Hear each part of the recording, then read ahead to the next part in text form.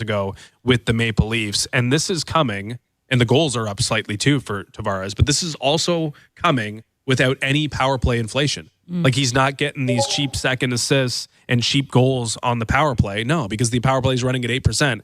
Almost everything Tavares is doing, and again, doing at a higher level than he's done at all in his career before, he's done at almost exclusively 5-on-5 and even strength. So John Tavares is having a great start to the year. And as much as I think Pacioretty is being really good for him, Tavares has been really good for Max Pacioretty as well. And maybe, just maybe, he's been really good for William Nylander too, despite their history of not necessarily working all that well together. Okay, we spent a lot of time talking about that line, Pacioretty, William Nylander, and John Tavares. But let's talk about the starting goaltenders tonight. Joseph Woll getting his third start of the season, and this is his back-to-back, well, not technically his most consecutive start, for the first time as well. And this is big because he is a St. Louis guy. He talked about it many, many times publicly about how much he wants to win against his team, especially on the road in St. Louis. And his game against Seattle was pretty good. It was too bad he was kind of ruined from a shutout there. They pulled the goalie with like 5 minutes left, and the Leafs were really trying to get that empty netter. And unfortunately, with St. Louis having so much time, the Kraken having so much time with the puck, they did get a goal on Woll, but it was through 18 people. You could not have seen it. So no harm done in terms of like your confidence level for him, but that was a really good start for him. But this is a huge game because back-to-back for him in terms of starts. Tomorrow the Leafs are on the road against Minnesota, as we mentioned, and Anthony Stolarz will get the start. But you've really got to see some consistency building with Joseph Woll and some confidence because this is a big start. He's wanted this one. I obviously think there's a little bit of hey, we know you're a St. Louis guy, we'll give you this. So he's got to deliver tonight. Yeah, I mean, third start of the season, consecutive games for the first time. The St. Louis thing is definitely no coincidence. It's an opportunity to, have a meaningful start, have a start that has more meaning because, there might be family and friends and it's your hometown and all that stuff.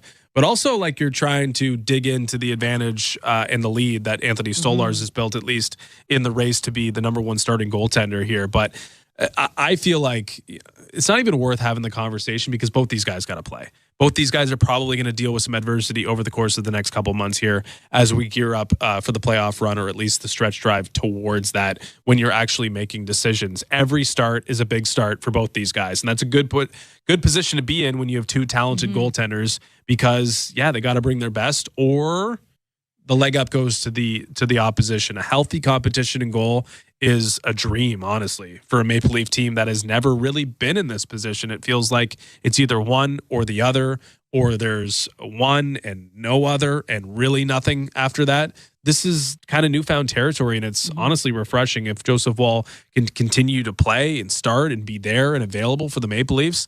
I think it's really good stuff. Okay, on the other side of the net is Jordan Binnington. So we had the same storyline last week when the Leafs played the Blues. Binnington's a Toronto guy. Woll's a St. Louis guy. Now they're playing for the other team. And Binnington is a guy that we've talked about a lot of times because he's got a specific type of vibe about him, a little bit of an attitude, and he is probably in the running possibly to be Canada's goaltender at the Four Nations face-off, which is coming up really soon. I think the teams need to be picked less than a month from now. So he's got a lot to prove, too, if he wants to play for Team Canada, maybe be a starter. I think he's going to be on the team. He might not be the starter. I think he probably is the front runner right now, but he feels like one of the only few guys who has pedigree and at least some stats to back it up, plus the inside track of being the goaltender for Doug Armstrong's team. And Doug Armstrong is picking this team, of course, but it hasn't been a great run for him of late. He lasted half a game against Ottawa, gave up 3 goals, gave up 4 goals in Montreal a week ago, lost against the Philadelphia Flyers last time out. He's incurred 3 straight losses since beating the Maple Leafs about 10 days ago. Binnington's numbers are very mid. Like, he is kind of replacement level at this point in the season. Goals saved above average, slightly in the negatives. His save percentage is dipped below 900. That's kind of the state of Canadian goaltending, but that's also Jordan Binnington. Like, he has these stretches where he's really good, has stretches where he's really bad, and that lingers for a while, and he starts trying to fight people on the opposite end of the ice. Somebody. He does, but then he doesn't. It's just the Jordan Binnington experience, and it's been a frustrating little week for him. with it not going the way of the St. Louis Blues. I think he's still a quality goaltender. He might be Canada's best, but it's not like he's not going to be the goaltender that's going to give Maple Leaf fans any real cause for concern tonight. Like, you feel good about the matchup, and when you're cheering for Team Canada in 3 or 4 months, you're not going to be feeling overly great if Jordan Binnington's in goal, because that will be the one sore spot for this team. But he does have that Stanley Cup pedigree. He's performed on the big stage before, and maybe it's a product of being a part of a team that is pretty leaky, frankly, from a defensive standpoint. If you're listening and you have a young child, put them in net. Okay, we need goaltenders. Yeah, start pumping out goalies. Quebec used to be a factory. It feels like what it's happened, not Quebec? happening anymore. You had a couple jobs. One of them was to make us some goalies. Yeah, you've dropped the ball. So please put your kids in some goalie gear. Yeah, that's going to be a problem for down the road. But that's our matchup tonight: Binnington and Wall. I want to quickly talk about Matthew Knies, because I think he's been. I think he's been one of the best stories. I mean, there's been a couple really good stories about the Maple Leafs, but one of the best stories to start this season, 6 goals through 11 games after scoring 15 in his first 83 career games. He's been scoring most of his goals within like 15 feet of the net, like up in tight. He's gained a lot of muscle in the offseason. I know a lot of the reporters were all over that, just like, he gained a lot of weight, but like good weight, not me after Halloween weight. And he looks like mean, menacing, hungry. Like, he looks like he wants to prove a point every time he's out on the ice. Like, prove a point that he deserves to be on the top line. Prove a point that he's going to make more money. Like, there's a lot of questions about what's going to happen with his upcoming contract. And maybe they hope that they had signed it earlier, that he doesn't play himself into an expensive, range. But the Leafs are 15-4-1 all time when Matthew Knies scores a goal, and he's just changed his level of intensity this year. Yeah, he's a Berube guy. I think we've been talking about how the roster's got the personnel matches the philosophy, and I think it's no more evident than through Matthew Knies. Like, Matthew Knies is a Berube type, and there's no reason why he shouldn't thrive under Craig Berube, especially when he's probably taking the advice of Craig Berube, his coaching staff, and Brad Treliving, and asked to put on that non-Halloween weight, in which he did over the summer. I think Matthew Knies is going to be a force for this team for a long time. Hopefully the Maple Leafs can get an extension done sooner than later before the price gets out of hand. Maybe it's not going to cost you a John Tavares, but maybe it costs John Tavares $500,000 when you're trying to put it all together in terms of the pieces at the end. I don't know. We'll see. They were talking about Matthew Knies. I think it was John Tavares saying the other day that they don't know if there's much going on in his head. Did you see that? I missed that. It was funny. I'll find the quote for you, but I don't know. There's only one guy wearing an amulet on a daily basis and pushing it on social media and the like. So we'll reserve judgment on that one. But I think Matthew Knies, sky's the potential. Sky's the limit. Sky's the limit. That's what I'm getting at. Sky's the limit here for Matthew Knies. The sky is also the potential. There's a lot of potential, and yeah, sky's the limit. He was a late second round pick, which to me is just crazy. Yeah, still. I think he was dealing with some draft season adversity, which helped him slip. But yeah, he's a first round talent who's coming into his own right now. At the perfect time, unless you're talking contract. Matthew Knies is a really big part of this team right now and in the future. What did you think of Austin Matthews' bank shot goal on Thursday night? I thought it was awesome. Yeah. I thought it was one of the best empty net goals I've ever seen. Yeah, I loved it. And how many tries, like, on the fly do you think it would take you? Like, that's one where you do it and you're like, okay, now I know exactly where to hit it. But, like, it's like he's almost practiced that. You can't like, that's the thing with boards. It's like you don't get the same bounce all the time. It's not like a pool table where you're expecting the exact bounce on a perfectly balanced pool table. That's just not the reality of hockey. It just reminds me, like, everyone has a friend growing up who just does everything better than everybody. Like, even like little things, like just shooting garbage into a garbage can, like paper balls into a garbage can. Like, he just doesn't even pay attention and knocks it down. That's Austin Matthews. He just knocks down the bank shot off the boards because, of course, Austin Matthews scores empty net goals that way. Yeah, it was pretty unbelievable. A shout out to Armin, who just sent me the quote. But Tavares 34 on Knies 22. We think he's listening, but sometimes he's not always quite there. And there's been some funny. Maybe he just knows what's good for him in terms of propaganda. He's like, I'm not getting sucked into the amulet talk. Yeah. Anyway, all right. So we've still got a little bit of time on the other side of the break to tee up the Leafs and the Blues. We mentioned it. It's a big one tonight for a multitude of reasons, but it's Craig Berube coming back to St. Louis, where he won the only cup for them, and it was quite the season. You know, coming from last place. That was an unbelievable one. We were covering that and the whole gloria of it all. It was a really special run. So tonight means a lot. From the biggest stadiums to the coziest holes in the wall. Oh, no. There we go. All right, guys, I'm going to get a fixed camera one of these days. Man, I love it. Zippold, thank you so much. The super chats, how's it going? The Hey You sticker, I'm dead. I laughed out loud right there in front of the camera. Awesome. Thank you. Your community is amazing, TSI Mike. I'm not amazing. You are, dude. Thank you so much.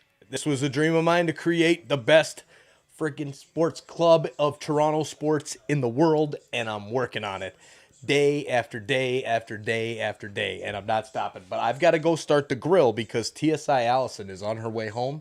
And if I don't have burgers cooked, it's not going to be pretty. So, with that being said, I'll let the pregame run. It's Saturday, hockey night in Canada, our favorite night of the week.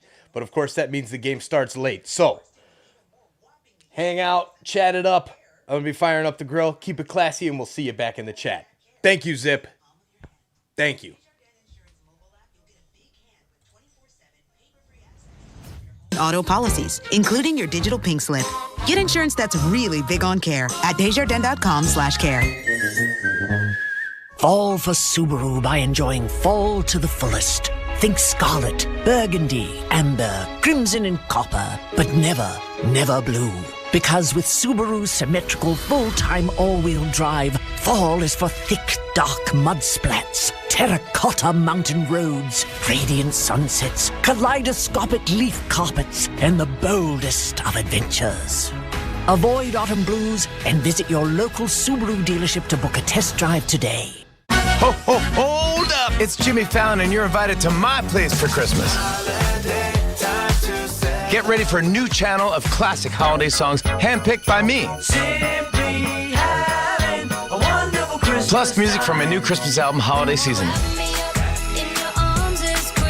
Jimmy Fallon's Holiday Seasoning Radio. On now, channel 17, or listen at home with the SiriusXM app. Just search Jimmy Fallon.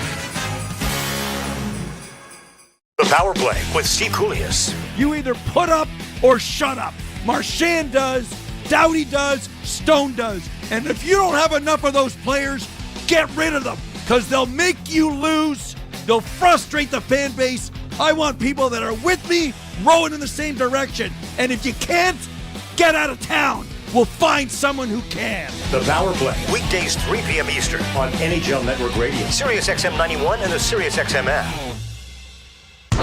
Hockey 24/7 on SiriusXM NHL Network Radio. This is the NHL. These are pros. You don't want guys to put good power play units on, don't take penalties. You don't want good power play units to score goals when you've given up a whole bunch, kill them. You don't like it, do something about it. If you want to reward your guys who had a good game with a chance to get some more goals and points, do it. If I was a coach, I wouldn't care. Who cares? Worry about your own team. Don't worry about mine. SiriusXM NHL Network Radio, SiriusXM 91, and on your schedule with the SiriusXM app.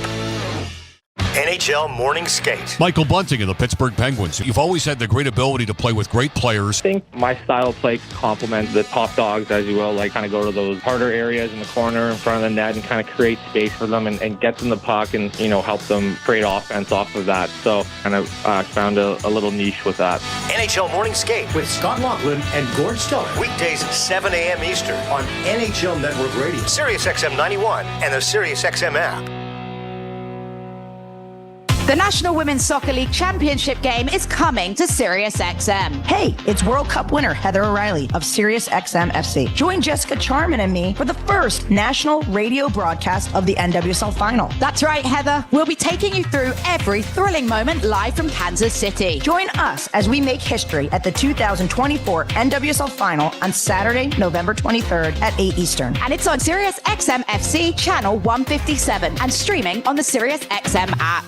The big names are on NHL Network Radio. The head coach of the Carolina Hurricanes, Rod Brindamore. Kochetkov making that jump last year. What do you see in the net? The kid wants it. That's the first thing. Is he going to be the guy that we're looking at this year to get after it and take a bigger role? Maybe. But we still got Freddie in here. I think he's got something to prove. So I think we're going to have a good battle in the net. SiriusXM NHL Network Radio. SiriusXM 91 and the SiriusXM app.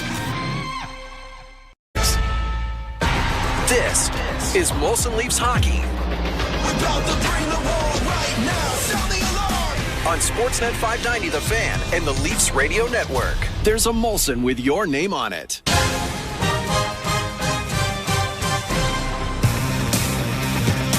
Welcome into Molson Leafs Hockey on Sportsnet 590 The Fan and the Maple Leafs Radio Network. Ailish Forfar and Justin Cuthbert for your pregame, intermissions, and postgame show. It's Leafs and Blues on Hockey Night in Canada. Leafs on the road, 6-4-1 versus the Blues, who are 5-6.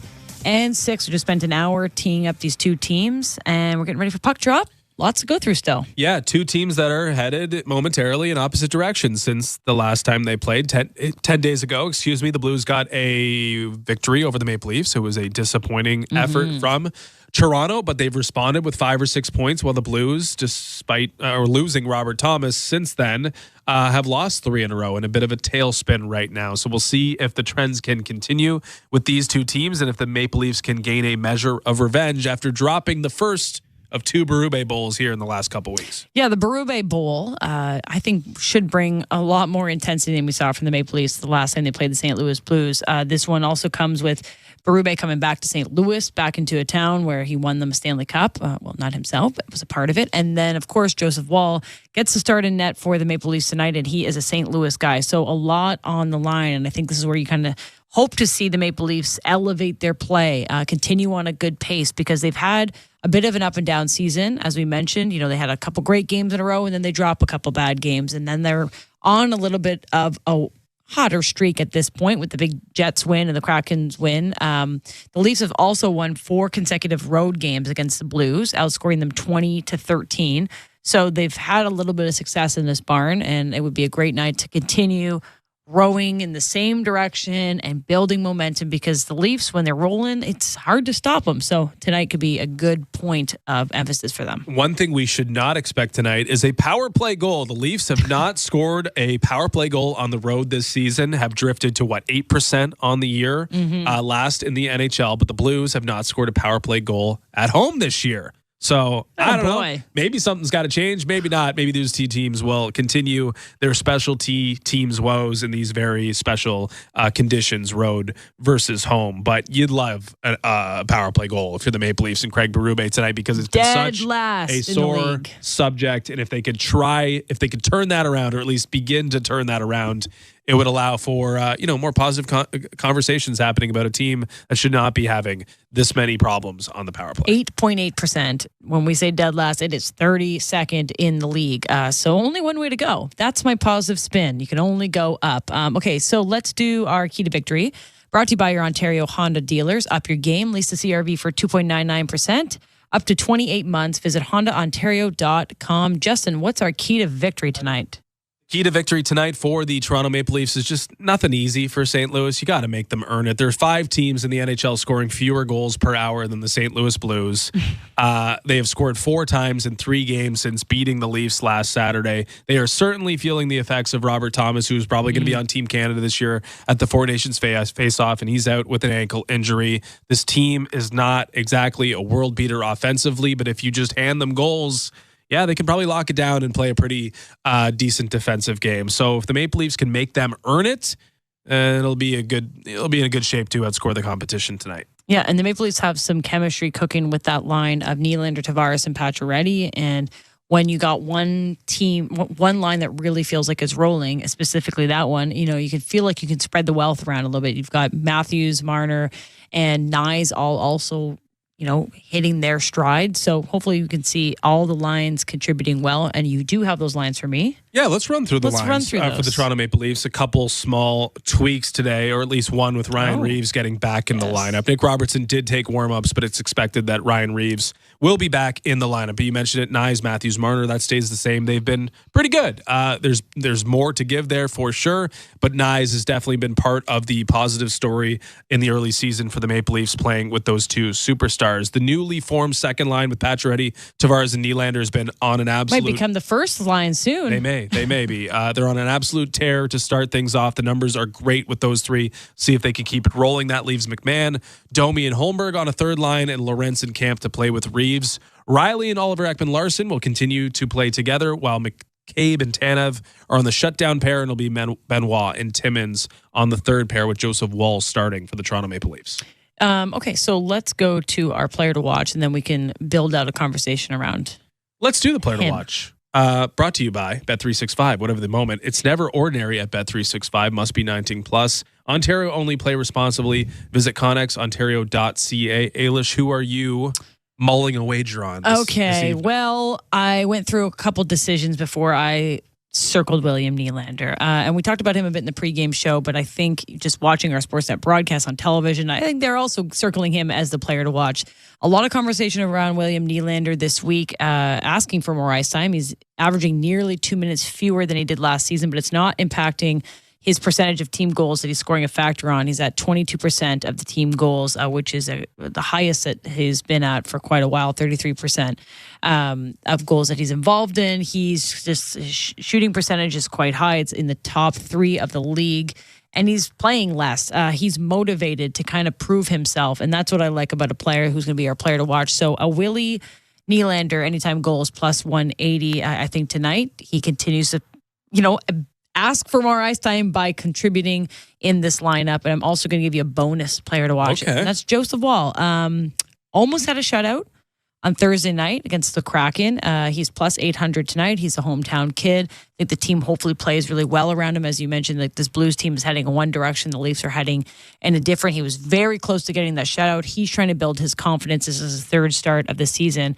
I could see him having a really good night. And it'd be a sweet story to do it in St. Louis. It certainly would be. Joseph Woll trying to, make his mark still on this season in a way that Anthony Stolarz has already. Stolarz expected to go tomorrow in Minnesota. The Nylander ice time thing, though, it's very interesting. Almost down 2 minutes compared to last year. And, of course, it is a different year. It is a different regime. No longer killing penalties, not playing on power play 1, at least to start. And he's still a top 40 player in terms of per minute productivity. This is a guy who you don't want to disenfranchise, in my opinion, for too long. William Nylander's been the main driver, I think, overall entire body of work for this season for the Maple Leafs. And I like that he's in the discussion because William Nylander is one to rise to the occasion. And I think keep pushing him and keep having this conversation, get the best out of him in the regular season. Yeah, he's like a unique guy that kind of like backs up what he says, right? Oh, I want more ice time. Well, I'm not going to pout about it. I'm going to go out there and play better and play harder and like make it inevitable that you need to give me more ice time. But Berube is kind of a tough customer himself. He's not just going to do what you want him to do. So I think their dynamic is really interesting.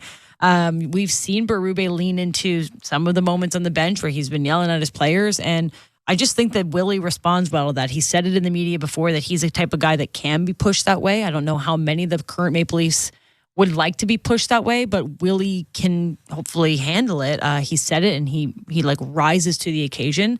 So I'm really interested to see where Willie continues to blossom under Craig Berube. We've seen it. We talked about it with Matthew Nyes. Like he just really come out of the season red hot. Maybe it's this coaching style. Maybe it's the way that Craig Berube used to play that Matthew Nyes relates with. But I'm seeing that in some of the forwards offensively, like leaning into finding their own.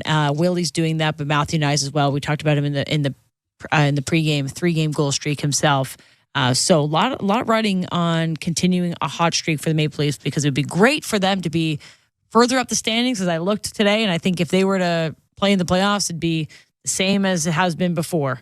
be Tampa or be Florida. It's like same old, Oh, almost impossible you can't to avoid avoid that. But if things are going to be different versus a Boston or a Florida, I guess it's been a little bit different versus Tampa, I think you need that second line. And if we're talking about things solidifying, crystallizing that second unit with Max Pacioretty, John Tavares, and William Nylander, if they keep pushing forward, keep coming together, keep dominating in the manner that they have, running at about 85% expected goals so far this season, then yeah, you're going to feel really good because hopefully Mitch Marner and Austin Matthews can get a little bit, not in a rut, but they're like kind of barely outscoring the competition at even strength this year. You'd like for them to open up a wider margin, and then the expectation should be that they do. With that, you'd have two really dominant scoring lines, and if you can kind of solidify the back end, maybe through trade or through Max Domi and some other ancillary parts, then you're really cooking if you're Craig Berube. Speaking of Craig Berube, tears tonight? Video tribute? No What do you way. think? I don't think a guy's ever cried in his life. No?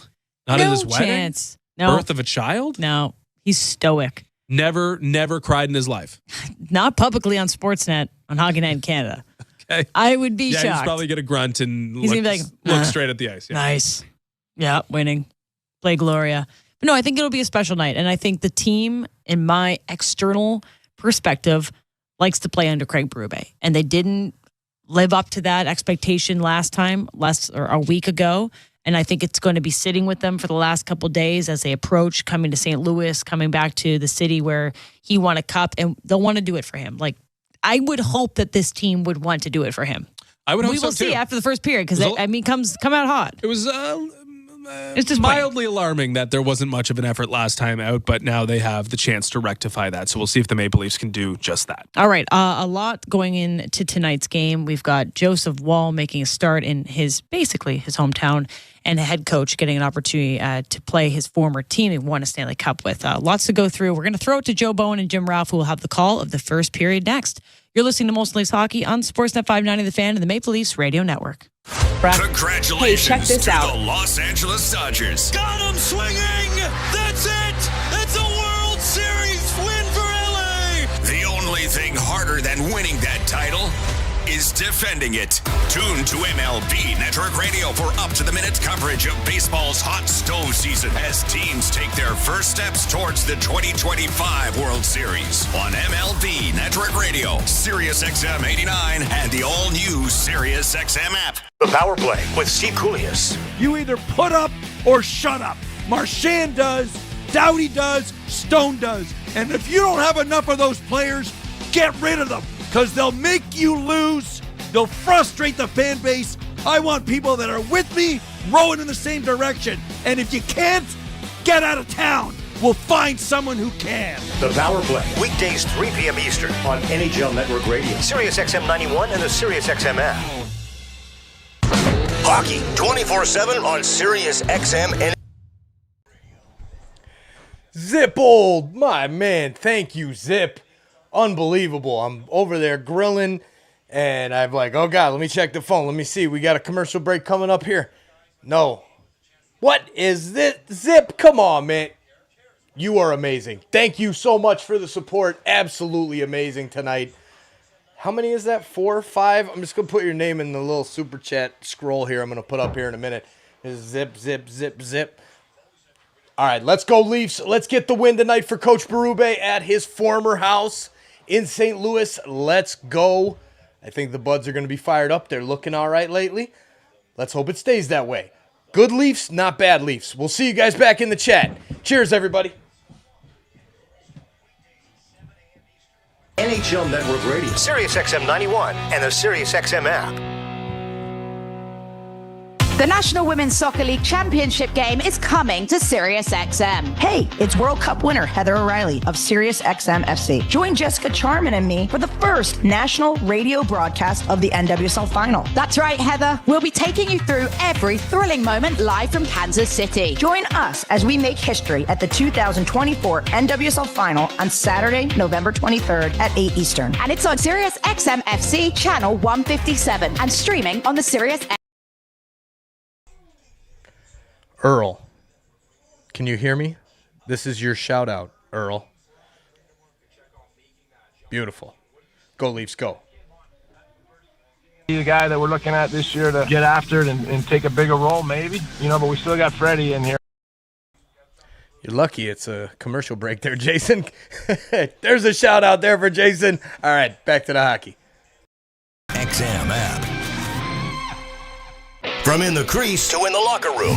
Flyers defenseman Travis Sanheim. Is it a rebuild type thing? Is it definitely a playoff team in your mind? I think last season, I don't know if anyone in our room was saying rebuild. We thought that we could surprise some teams, and I think we did that. A lot of guys that are coming back, and then obviously adding hnic is going to be huge. So, we're looking forward to getting started and seeing if we can build off of last season.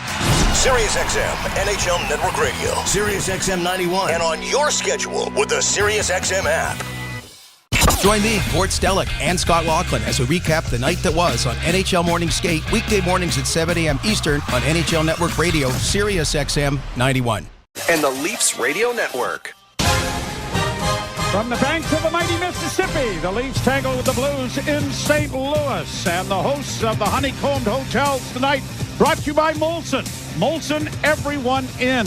Joseph Woll trying to turn the tables on Jordan Binnington, winning in his hometown as Woll is 1-1-0 this year, 2.53, coming off a solid effort in his last start. And Jordan Binnington is 2-5-0, one of the wins against the Maple Leafs, and it is 2.98 and an 8.96 save percentage. Leafs to the right, Blues to the left. As we get set from the Enterprise Center in St. Louis, puck is dropped, and we're underway. Chip to the far boards, and it'll go back into the Toronto zone, and Jake McCabe circles back into his own zone to get it up on the wing. A touch pass from Tanev springs the Maple Leafs. Marner coming through neutral ice. Left wing side. Matthews a shot. Good blocker save made there by Binnington. First good opportunity comes in the first couple of seconds as puck rolls down into the Leaf zone, forcing Nyes back to leave it for his defenseman Tanev. Christopher Tanev starting out. Works up the right wing side from the red line, chipping it in or out of the net. Binnington plays it ahead of in front of his own goal, and the Blues almost coughed that up, but they'll poke it out at center ice. Riley took a bit of a high hit there as it was cleared in by the Leaf defenseman. Puck into the far corner, and the Blues get it out, and up on the right side it comes for Jordan Kyrou. 2-on-1 break with a pass in, and a good pad save made there by Woll. At least I think he got to it as the pass went right through the blue paint. Blues keep the puck in the Toronto zone. Left wing side working along the boards his neighbors. Got it back to the point. A long shot. That time Woll saw it through a maze, took it on the chest, and holds for a face-off to stop play. Every now and then you read a stat, and we talked about this before we went on the air. You read a stat and you go, really? This is that's accurate? what I said. I said, really? Yeah, I think you did. Jordan Binnington, 147 wins, is just 4 back of Mike Liut for the franchise record for the St. Louis Blues. Oh, that's twice I said. Yeah. Okay. In fact, he's just 1 back of Jake Allen. I thought Jake Allen being second with 148 was wins a lot, too. seemed high. Yeah. Really? Then we so went there through were it. two really. Yeah, Mike Liut was a long-time goalie. Curtis Joseph wasn't there as long as you might have thought. Brent Fuhr wasn't there very long either. Yeah, well, they really didn't have anybody that went on. Glenn Hall, Jacques Plante, Jacques Caron was part of that. Yeah.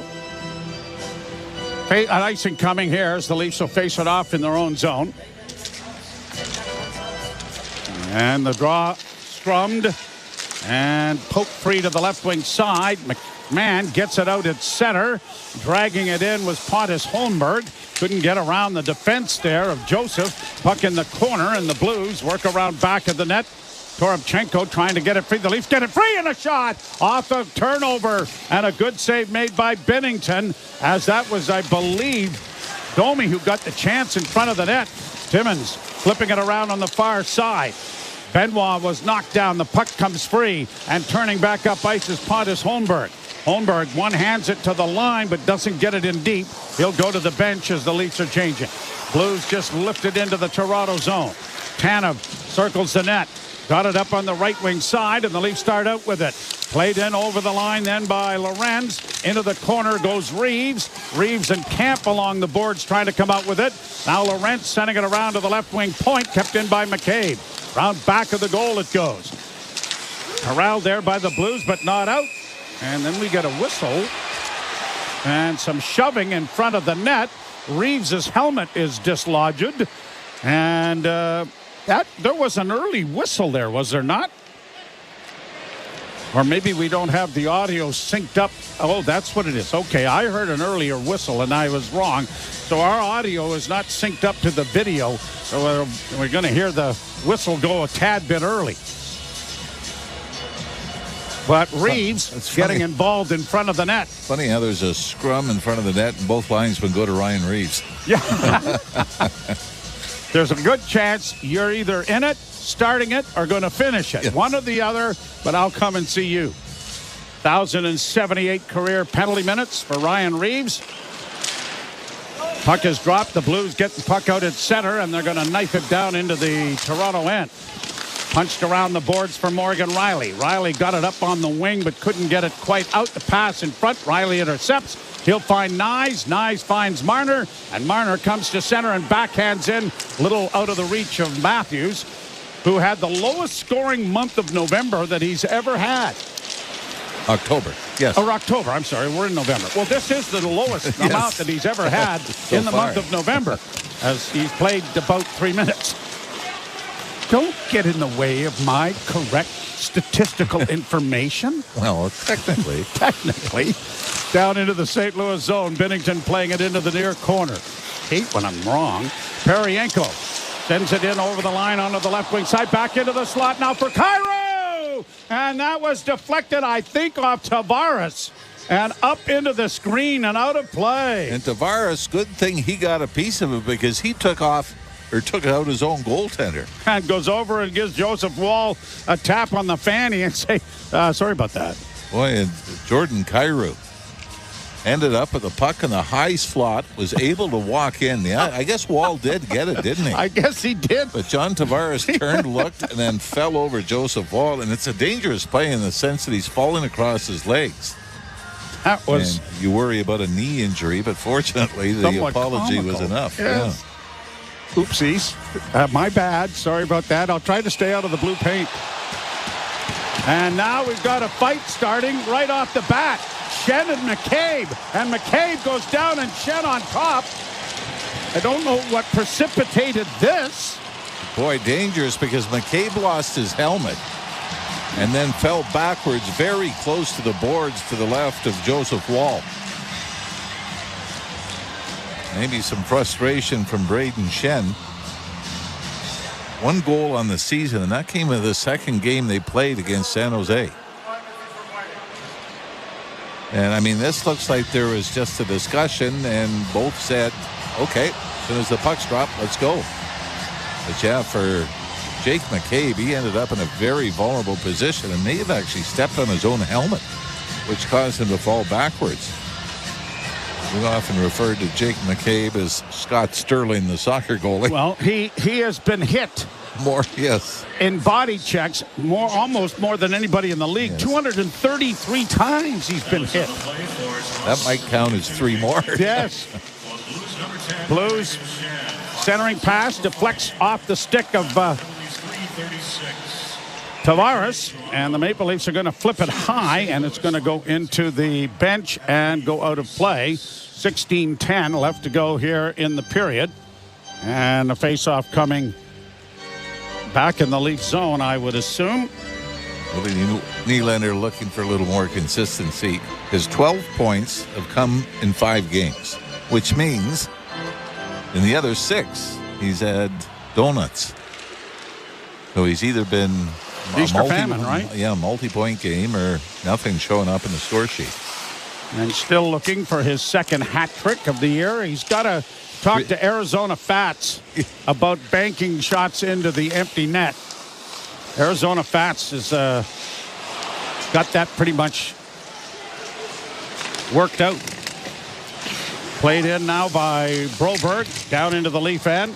Tipped along the boards by Pacioretty. It comes back towards the blue line. Engaged over there, Tavares. He got it freed up, pushing it over to the far wing, but Holmberg couldn't get away as the Leafs are in the midst of a change as the puck comes into the near corner now, and it is Riley with a rink-wide pass that was in behind Domi, and it is brought to the line, and as you hear, the whistle now tells us that there is an offside at the St. Louis blue line. Next, Domi trying to get things straightened out offensively as well. He hasn't had a point in the last 5 games. Still looking for his first goal of the season. And as we've documented a few times, his first goal last year was December the 2nd at home against the Boston Bruins. First period brought to you by Bet365. Whatever the moment, it's never ordinary at Bet365. Must be 19 plus. Ontario only. Play responsibly. Visit connexontario.ca. 15:25 left to play in the first period. No score between the St. Louis Blues and the Maple Leafs.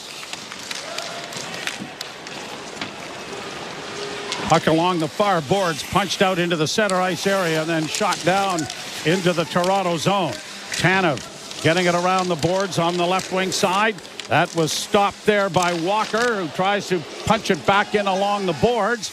Fed around the wall then by Sundqvist to the far wing. Domi gets there first, and he's rolled it out and down into the Blues end, and icing's going to be waved off by the linesman as the puck goes back around the boards on the near side, and the Blues get it into neutral ice. Now the defense will send it to the Leaf blue line. Turned over there.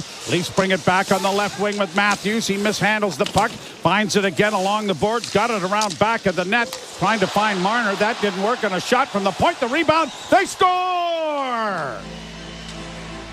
Marner coming across in front of the net. Got a juicy rebound and backhands it into the goal. And the Leafs have opened the scoring here in St. Louis for the 4th consecutive game. Leafs 5-0-1 when scoring first. Suter tries to throw it around the boards, but it's kept in at the right point and launched immediately to the St. Louis goal. Binnington gets his blocker on it, but it drops right to the feet of Mitch Marner, who's cruising through the top of the crease. And Marner is able to kick it to his backhand and just slip it into the empty net. The second of the season for Mitch Marner, and 4th straight game that he has put up a point. Since the Blues beat the Leafs, they have lost 3 straight. Yeah, both teams have gone in different directions. They have. Leafs have taken 5 of 6 points since that. Tanev back in his own zone. Marner assisted by Timmins. Toronto goal at 5:25. Timmins is going to get the lone assist on the goal. And for Connor Timmins, that is his 3rd assist, 3rd point of the season. So Mitch Marner gets his 2nd goal of the season.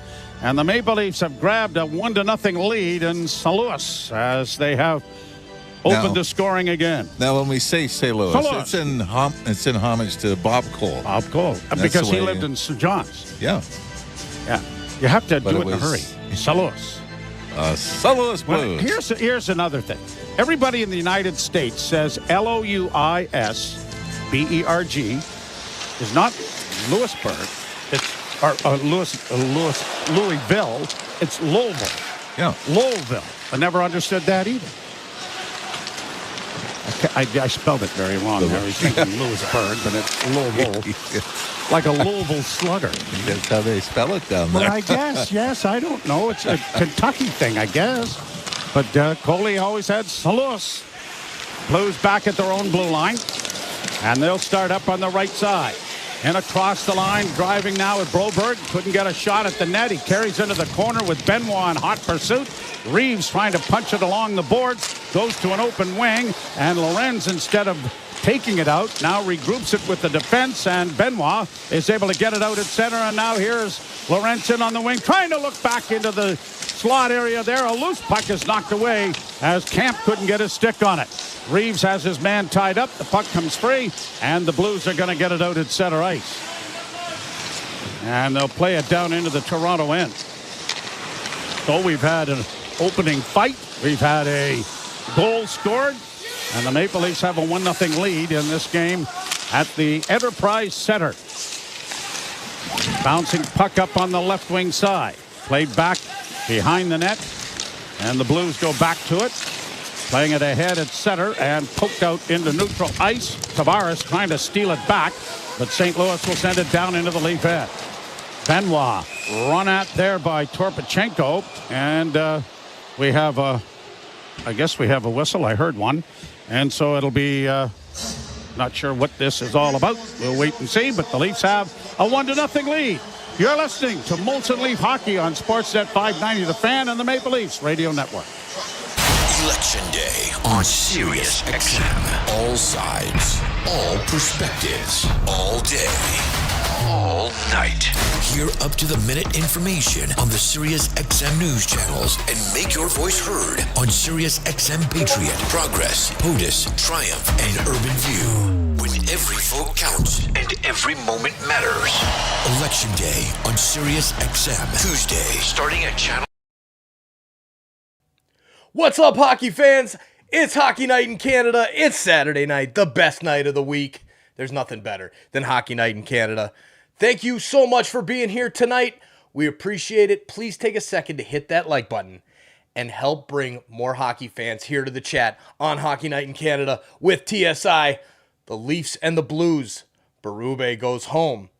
He's got to get the win tonight. Buds are getting it. Go Leafs, go. Please share the link as well. Let's get more people out there. The external links that get clicked bring more Leafs fans here to this community. Thank you, team. Let's get back to the hockey. Go Leafs, go. National radio broadcast of the NWSL Final. That's right, Heather. We'll be taking you through every thrilling moment live from Kansas City. Join us as we make history at the 2024 NWSL Final on Saturday, November 23rd at 8 Eastern. And it's on Sirius XM FC channel 157 and streaming on the Sirius XM app. The biggest names in the game. Trying to get behind Ristolainen. Walks in. Put it between his legs. Shoots it. Score! NHL play-by-play on Sirius XM. Radio Network. Enterprise Center is saluting the coach of their only Stanley Cup championship team. Coach Berube getting a standing ovation. And he was saluting the fans, but it's back to business and the scowl is back on. Ah, boy, Craig. I was a little surprised he showed that much emotion. I know, exactly. Chief would never do that. No. Oh, he's a... Yeah, now. That was like he's mad at everybody for showing him. But you got to love the intensity, though, don't you? Oh, boy. He played with it, and there was no question that when he was going to coach, he was going to coach with it, and you'd better be prepared for it. What a run they had. He took over mid-season, 2018, 2019. Jordan Binnington, by the way, was a big part of that, getting called up and leading them on that improbable run. Played down into the Toronto zone. Tanev swinging it around the boards to the far side. And it is cleared ahead by Tavares. Tavares and Riley are able to get it up on the wing. And now Tavares with a shot that rang wide of the Blues goal. It's cleared to the line. Tanev keeping it in against the boards. Nylander chipping it around into the near corner. Riley pinches to keep it in. Back of the net. Tavares up against the boards to Nylander. Couldn't do a wraparound. Gets it back. And it goes right past everybody. And sails all the way down into the Toronto end. Joseph Woll will leave it. His wife, or his mother rather, Shelley, is in charge of the tickets. So if Jordan Binnington had a lot in Toronto the other night, I think there's a lot of Wall fans in the building in St. Louis here this evening. About 40 miles west of downtown St. Louis is Darden Prairie. Shot there, deflected wide by Binnington, where Wall calls home. And speaking of the St. Louis championship, as Binnington covers up on a backhand, speaking of the St. Louis championship, Wall, who was going to school in Boston, was in the building wearing his St. Louis attire. Didn't matter that he had gone to Boston for a couple of years to go to college. He was pulling for the home squad. So the team that he grew up loving and liking, he was there for their Stanley Cup victory in the Toronto Dominion Garden. got to be careful. Things you did as a kid now, whether you put it on social media or something, because it'll come back to haunt you. You think? I believe. Leafs win the draw, and a wrist shot taken by Marner is blockered down by goaltender Binnington and held for a face-off. And I believe it happened to Morgan Frost when Morgan was younger. And, of course, Andy, the longtime PA announcer at Scotiabank Arena. Morgan was obviously a big Leaf fan and hated Philadelphia when the Leafs played him in the playoffs. Mm-hmm. Then he gets drafted by Philadelphia after posting as a 13-year-old kid how much he hated the Flyers. Here the Leafs with the puck and a shot. Binnington with a blocker. Saved there on the short side. Centering pass. Matthews a wraparound. Couldn't get to it. He gets to a loose puck on the far side using his size, but then it is poked off his stick and out at center ice. Right back into St. Louis territory it goes. Matthews overskated the puck, trying to get it back and backhands it into the near corner. Marner will reach it a little bit late. Now Matthews and Nyes are onto it. Here's Nyes coming out, a drop pass, and a quick shot by Marner will stop the rebound in front of the goal, comes back, and it's going to be poked out at center ice by the Blues, but a good shift by the Leafs' #1 unit. Yeah, boy, are they going tonight. Matthew Nyes, a great little backhand pass to Mitch Marner. Got the puck down into St. Louis territory. McCabe back into the game after serving the major penalty with Shen. One of the Leafs knocked down in the far corner, but the puck comes out. It's a delayed offside. Leafs tag up, and the Blues get it out at center ice. They get it down into the left wing corner. A drop pass and a shot didn't reach the net. It comes into the slot for Kyrou. Onto the right wing shot. That was stopped. The rebound is still in front of the goal. And Benoit was able to get it into the corner for David Camp. Camp against the boards. Has it go off his stick. Blues come up with it. Centering pass by Kyrou. Back to the point and a shot. And that is deflected by a body in front of the net. And up into the screen it goes and out of play as the Leafs own a 1-0 lead on a goal by Mitch Marner. And his second goal of the season to go along with 11 assists for the right winger. And we'll be back. You're listening to Molson Leaf Hockey on Sportsnet 590, The Fan and the Maple Leafs Radio Network. Getting my Honda CR-V has opened the door to adventure. With Econ Mode to maximize fuel efficiency, I'm free to explore. And with tons of cargo space, it's easy to pack for getaways. My dog, camping gear. It's like I've discovered a wild, adventurous side of me. Alice is excited too. Lease the CR-V LX two-wheel drive for $99 weekly at 2.99% APR for 28 months with $2,000 down. Offer includes $1,500 lease bonus. OAC conditions apply. See HondaOntario.com. Over to our sideline reporter now with breaking news from Beth. What's up, insiders? All right, what a night. Holy cow, the super chats. It's almost like a holy Mackinac coming with all these super chats. Zippold, holy Mackinac. Oh my God, there's another one. Holy Mackinac with another super chat. Zippold, thank you, man. That is huge. Now let's go get another goal, Leafs. Man. So you see it over here. I got to add another Zippold to the list. And Pierre and Mary, thank you very much. I really appreciate it. Man, we're having some fun. Leafs are up. Let's go get it. Let's chat it up. Have a good time. You guys are awesome. Don't forget to hit that like button. Don't forget to share this link. We got to get more people in here. It's a Saturday night. We've got to get more people, more Leafs fans to hang out with us in the best community on YouTube, on the internet, in the world, right here. Toronto Sports Insider. And I got to go check the Raptors game and the CFL Western semifinal that are both going simultaneously. 3 lives at once. Toronto Sports. That's it. Joffrey, what's up, man? Good to see you, Joffrey. Roll 6 of 6 dice as well. Lots of people in here. Illinoisan Hockey Club and Goal Horns. Love it. Illinoisan. I'm in Illinois, too. Kind of want to go to this game today. All right, hockey's back on. Cheers, everybody. Back in business as it play around the boards to the far side. Trapped there by Pacioretty, who gets it in deep. Nylander around back of the net, had it knocked off his stick. After it on the near corner, can't take it away, but Pacioretty gets it to him in the corner, now back of the net. Now Pacioretty left it there for Nylander, couldn't help out. Tavares a little late arriving, but the puck comes back to the point. Kept in by Pacioretty now. Into the slot for Tavares, got the shot away. And it went off the post, wide of the goal, as Binnington had no idea where that was coming from. A big screen in front. And Binnington's reaction was well after. The puck ended up flying wide of the net on the far side.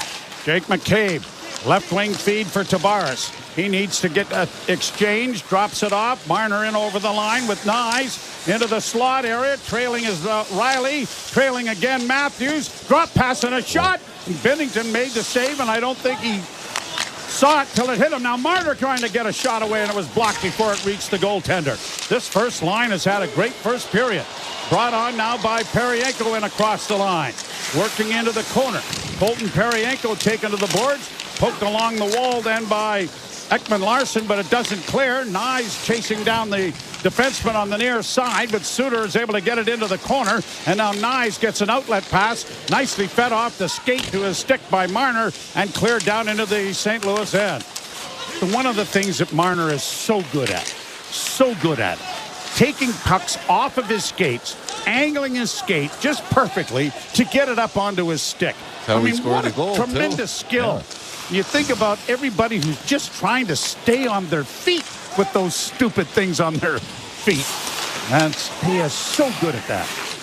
Domi back in the offensive zone, got it back to the point. Sends a long shot, it bounced in front of the net, but unable to find it there at the last second was McMahon. Now a rolling puck in on the Leaf goal is deflected wide of the net.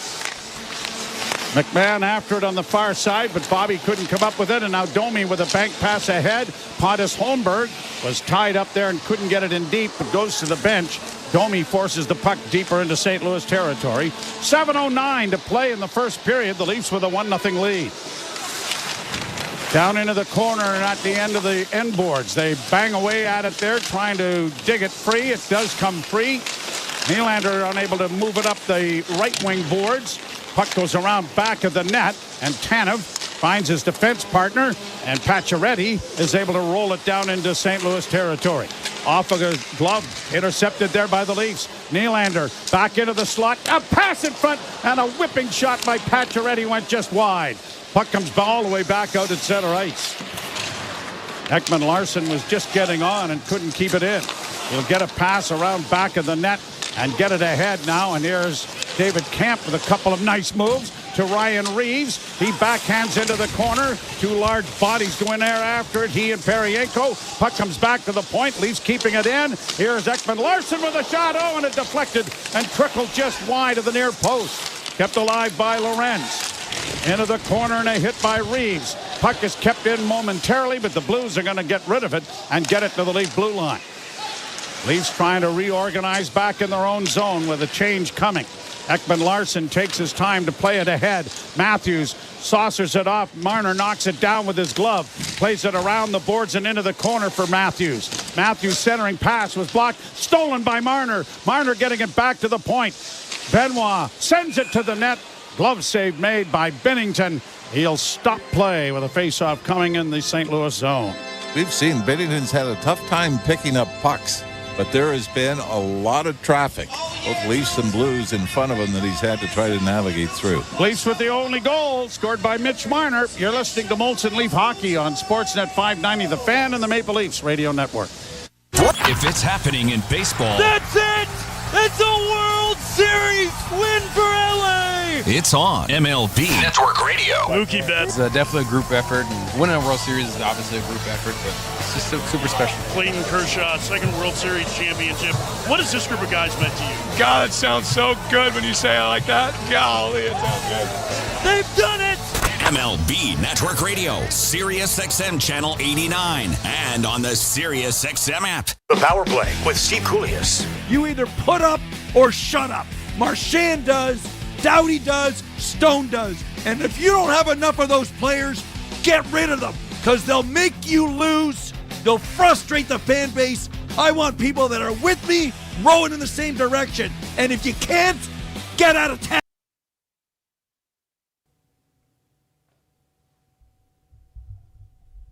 Hey you. Yeah, I'm talking to you. the hockey fan that's listening to the Hockey Night in Canada game with us here on TSI, but you haven't hit that subscribe button yet. Get on it. Let's go. Hit that subscribe button. Turn on that bell so you don't miss when we go live for all kinds of awesome Toronto sports action. If it's Toronto, it's here. Thank you for hitting that subscribe button and helping this amazing community. Yeah, you, everybody who has hit that subscribe button, thank you. Now let's get back to the hockey. Go Leafs, go. God, I love Saturdays. The night that was on NHL Morning Skate, weekday mornings at 7 a.m. Eastern on NHL Network Radio, Sirius XM 91. Network. Maple Leafs with a 1-0 lead. Mitch Marner's second of the season from Connor Timmins at 5:25. And that is the scoring that we've had. Neither team has had a power play. We had an early fight at 3 minutes and 36 seconds. Luke Shen. Well, might as well have been, I suppose. Braden Shen. I'm sure he and Luke had a couple of tussles as kids. But Braden Shen and Jake McCabe as the face-off comes all the way back out at center ice when the Leafs couldn't trap it. Cleared back into the zone. Hustling in there after it is Justin Falk to get it around on the boards, but Nyes arrived on the scene. He couldn't get it back to the point, and the Blues will carry to center. In on the left wing. Played down into the left wing corner and around back of the net going for Saad, and he has it cleared, and it's all the way down into the St. Louis zone.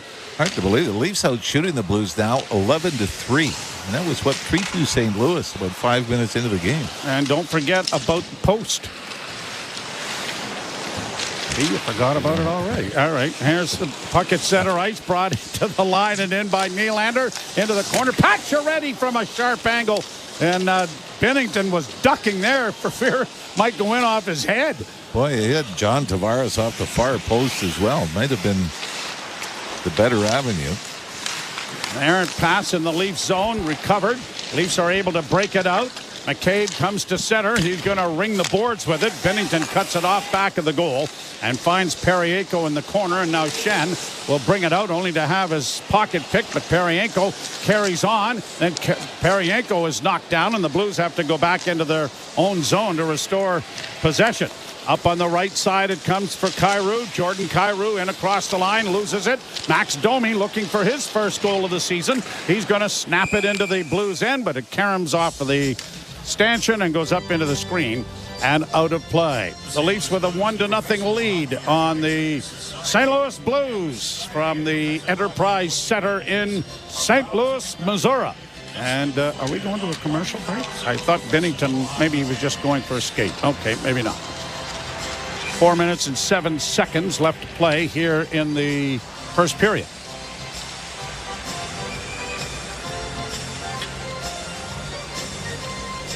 One win in his last 6 starts for Jordan Binnington, the native of that one Richmond Hill. And that was Toronto. Yeah. And the puck bounces into the Toronto bench. They'll face it off in the center ice area. We should tell you, Mitch Dunning and Gord Dwyer are the referees. Ryan Daisy and Killen McNamara are the linesmen. My new favorite linesman. Can't have a better Irish name than Killen McNamara. Is that Irish? I believe. I don't think you could get any more. No, I don't believe you can. No. Against the boards, the Leafs poke it out at center. Quickly shot back in by St. Louis with a delay offside in effect. And the Maple Leafs, despite an errant pass, will get it out at center and chop it in little bitty pieces to get it in over the line, but quickly brought right back into the Toronto end. Out of the net and clearing it into the corner was Wall, but there was no one there. The Blues get the puck back to the point, and a wrist shot coming, goes off the stick and wide. Timmins chases his man into the corner, tying up Nathan Walker. Walker comes out of the corner with it, though, kind of drive the net in front. Got another opportunity, a loose puck in front of the goal, and the Leafs trying to get it out. And I think a penalty is going to come here to St. Louis. Pontus Holmberg made a mistake. He should have just got the puck out the boards, but he stick handled with it another time, and the mistake turned into a freakish penalty, and Fox has gone to the bench, and the Leafs are going to the power play.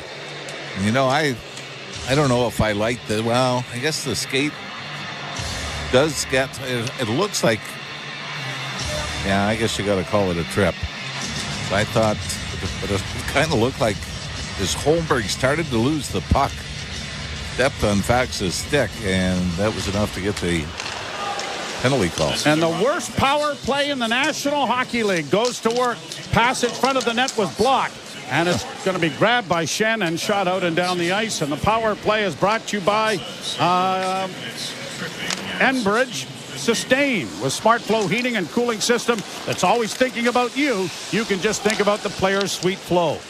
So the Leafs, 32nd in the league, 8.8 on the power play. And it's into the St. Louis zone. Never mind, the power play is over, as a high sticking penalty will come as Suter had a stick right up and catch him a little bit on the side of the face, and that will end that. So it gets worse. Yeah, that's still they're goes 0 for 1. I still one stat. This is one stat I'd like to see changed. 16, 2 minutes, high sticking. Where you could do goals per 2 minutes on the power play. Right? Yes. As Suter sells it pretty good, but the stick by Mitch Marner did come up. And just under the right eye of Suter, so it was actually, it got him under the visor. A little bit of a red welt under the visor, so very fortunate for a lot of people that it ends up just being a 2-minute minor for high sticking. But 4-on-4, here we go. Leafs 5-on-5 are among the league's best, but the power play has been just a huge puzzle, and no one seems to have the answer yet. Well, that really goes back to about last February.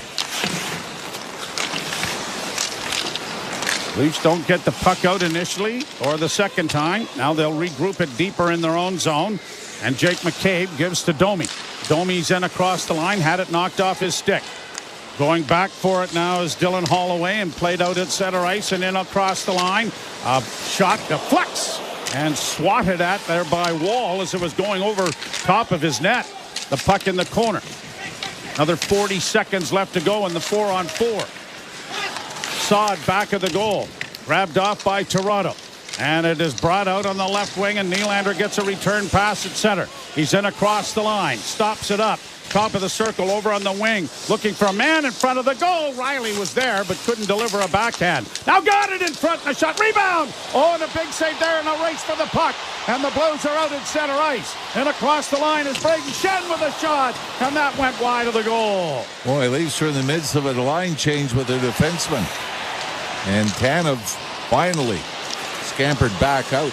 Kyrou in across the line, a drop pass for Shen, another drop pass, and it comes all the way back into St. Louis territory as the Blues are on the power play now. The penalty kill brought to you by your Ontario Honda dealer. Up your game, lease the CRV from 2.99% up to 28 months. Visit HondaOntario.com. Puck along the boards in the Leaf zone as the Blues try to set things up. A pass goes off a stick. Knocked away there by Toronto, but regained, and the Leafs get it again in the slot area. And David Camp on his forehand is now able to get it down the ice, and the rest of the penalty is killed off. 34 seconds left in the period. Brought in over the line and set in deep by Steven Lorentz. Cleared by Binnington into the near corner. And the Blues break it out at center ice. To the line for Kessel. Can't get in, and it's deflected into the far corner. Then a shot off the side of the goal. A rebound corralled by McCabe. Gingerly plays it off the glass to center. A glance at the clock there by Lorenz to see that 10 seconds are left. It's down into the corner now for the Blues. Korpachenko couldn't get it in front of the net. It's up against the end boards with 3 seconds left, and time's going to run out. So just the one goal scored, and the Maple Leafs get the lead heading to the first period thanks to Mitch Marner's second of the season from Connor Timmins at 5:25. Shots on goal. The Leafs limited the Blues to 4 shots, and I think, Joe, that St. Louis had 1 shot in the last 14 minutes of the period. So the Leafs, as much as you like getting on the board first, they defended exceptionally well, and Joseph Wall had to make maybe one difficult stop in the early going of this game. Mitch Marner with the goal. We'll ship it off to enjoy our first period intermission with Ailish Forfar and Justin Cuthbert. You're listening to Molson Leaf Hockey on Sportsnet 590, The Fan, and the Maple Leafs Radio Network. Comedy Central Radio brings you the biggest names in comedy. All day long, you'll hear the best stand-up comedy from Comedy Central's massive library. Do you ever ask an adult what they did over the weekend and they say they didn't do anything? Their faces light up. Every weeknight, you'll hear 2 half hours of comedy for your drive home. The other day, I got jealous of a dog's thigh gap. I'm not proud of that. Comedy Central Radio, Sirius XM 95. Your home for incredible stand-up comedy. Search comedy on the Sirius XM app. The Power Play with Steve Koulias. You either put up or shut up. Marchand does, Doughty does, Stone does. What's up, Insiders? All right. Holy cow, what a night. Man, Zippold, holy Mackinac with the super chats. Pierre and Mary, thank you. Zippold, Igor with the 5 memberships. I love it, man. Thank you so much. Great job on your poker. Keep it up, man. I love it. And so does this awesome community, because 5 new people get access to those emojis. I saw Miss Jelly on there. She was here during the baseball playoffs. Absolutely love it. Also, big shout out, Mark Duffney. Thank you so much for the super chat. Really appreciate it, man. Get that wave going there in the chat. All right, Leafs are up 1-0. Zippold again right after. It's like Zippold, Igor, Pierre, Zippold, Mark, Zippold. What the heck is going on? I kind of feel like I should start scratching a record or something. Man, everybody here in the chat tonight. Elizabeth, Joffrey, Big Jam. Love it, Big Jam. Van Life, yes. I can't wait for the van life. That's coming very, very soon. One day. Steph as well. Odin, Valhalla. All right, love it. Great to see you in the chat, Odin. Chris Buell, go Leafs, go. Thanks for hanging out with us, Chris. Look at that. Oh, there. Mark says, TSI, how did you do with the SickKids donation? You know what? We did great, Mark. We did the best we have done as far as the total amount of donations on top of the channel revenue share. So the first one that we did in the Leafs playoffs, when we donated all of our revenue, was like $2,500. And then there was about $150 worth of super chats and donations straight to the Tiltify campaign there through that campaign. Then the second campaign, the Blue Jays Summer Rally, that one was real slow. I expected it to be pretty slow. The Blue Jays were rough. And then this one had the most donations. I think we get almost $300 in donations to SickKids on top of the channel's revenue share for August and September, which were slow months for the channel. So, I mean, this is, oh God, I can't wait until that donation goes through in the next campaign that we do for SickKids. But thank you for asking, Mark Duffney, and thank you for those donations. Everybody that donated to SickKids Hospital on behalf of this community, cheers. You are amazing. You are what is right with this world, and I love it. Thank you all. Now let's get back to the hockey. I'm going to head upstairs and get ready for the second period. Refill the screwball. It's time to refill the screwball. A little light here at the bottom. See, it's all empty. Cheers, guys. Go Leafs, go. Shoots and scores. NHL play-by-play on Sirius XM. The Leafs Radio Network.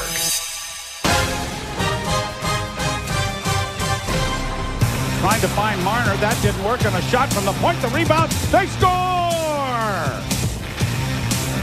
Marner coming across in front of the net. Got a juicy rebound and backhands it into the goal.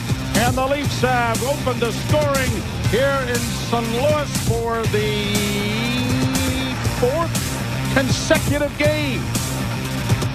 Welcome back to Molson Leafs Hockey on Sportsnet 590, The Fan and the Maple Leafs Radio Network. Ailish Forfar and Justin Cuthbert for your intermissions and postgame tonight. Leafs lead 1-0 after 20 minutes, out shooting the St. Louis Blues 12-4 in what was a pretty dominant period in terms of possession. But we saw a power play, folks, and it wasn't pretty. Oh, we have to start there. It was a good period for the Maple Leafs, doubling up in terms of shot attempts, and even better when you look at the actual shots landed, as you mentioned, scoring chances definitely favoring the Maple Leafs at 5-on-5. But yeah, I mean, another one on the ledger, I guess, for failed power plays. It lasts 20 seconds max, broken stick.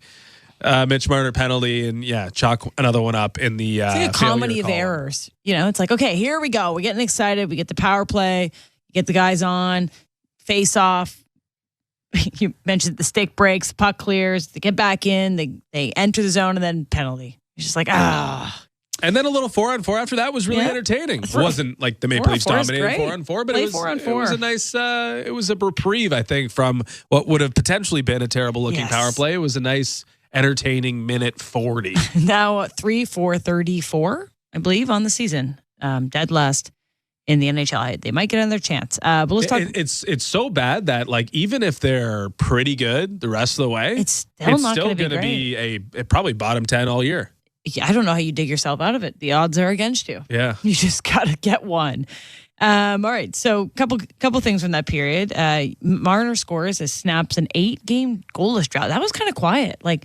I know, he's been getting on the score sheet, but 8 games without a goal, gets one, and it was a nice play, gets his own kind of rebound there and tucks it past Binnington. But we talked a lot about this Marner contract year, and there's been a lot of conversation about other people's contracts, but we haven't brought Marner up, and that's okay. We don't need to. We don't need to force the narrative. But good for him to get on the score sheet in terms of getting a goal to snap that drought. Led the Maple Leafs in shots with 4, individual scoring chances with 3, individual shot attempts with 6. It was a productive period for Mitch Marner. And you mentioned, kind of quietly on an 8-game scoreless drought or goalless drought. I don't know, maybe I'm a little guilty of I feel like I'm ragging on him all the time, so I'm not going to bring it up. But it hasn't been a prolific start for Mitch Marner. Still trying to hunt down that first 100-point season. It hasn't been quite as explosive as I think it could be on that top line. But that was a nice little skate to stick. Looked like a piece of Halloween candy like we've been indulging on since we've got here. But it was actually a nice play to get it up to his stick to just tuck it into an empty net. So a good period, a good start, and a nice goal from Mitch Marner. Shen and McCabe fought, which was not on my bingo card. Don't really know why. Yeah, I think we're still trying to figure out why. But love to get to the bottom of that. Other than ex-girlfriend, ex-boyfriend in the stands in Craig Berube, and you're like, I still do things like this over here, Craig. Look at me. And I think maybe Braden Shem was trying to do the little captainly thing with his team struggling. And McCabe didn't really land much. He kind of slipped. McCabe, I think, a little caught off guard. It seemed like it looked like a dangerous play there. Thankfully, McCabe. Why isn't Ryan Reeves fighting anybody? I don't know. I guess Braden Shen's not asking Ryan Reeves. Well, he hasn't fought anybody yet. Do they have anyone on that team that can tangle with Ryan Reeves? I think so. Maybe Parayko could at least match him in size. We'll have to draft our St. Louis Blues fighting list during the break. One other great thing from that period, we talked about it. Craig Berube obviously coming back to St. Louis. He got a great standing ovation. He did a nice salute to the crowd, and we were talking, is he going to get emotional? But he was chewing that gum hard and scowling, maybe trying to keep the tears. No, there's no chance. I don't know. The blinking was like the cadence on the blinks.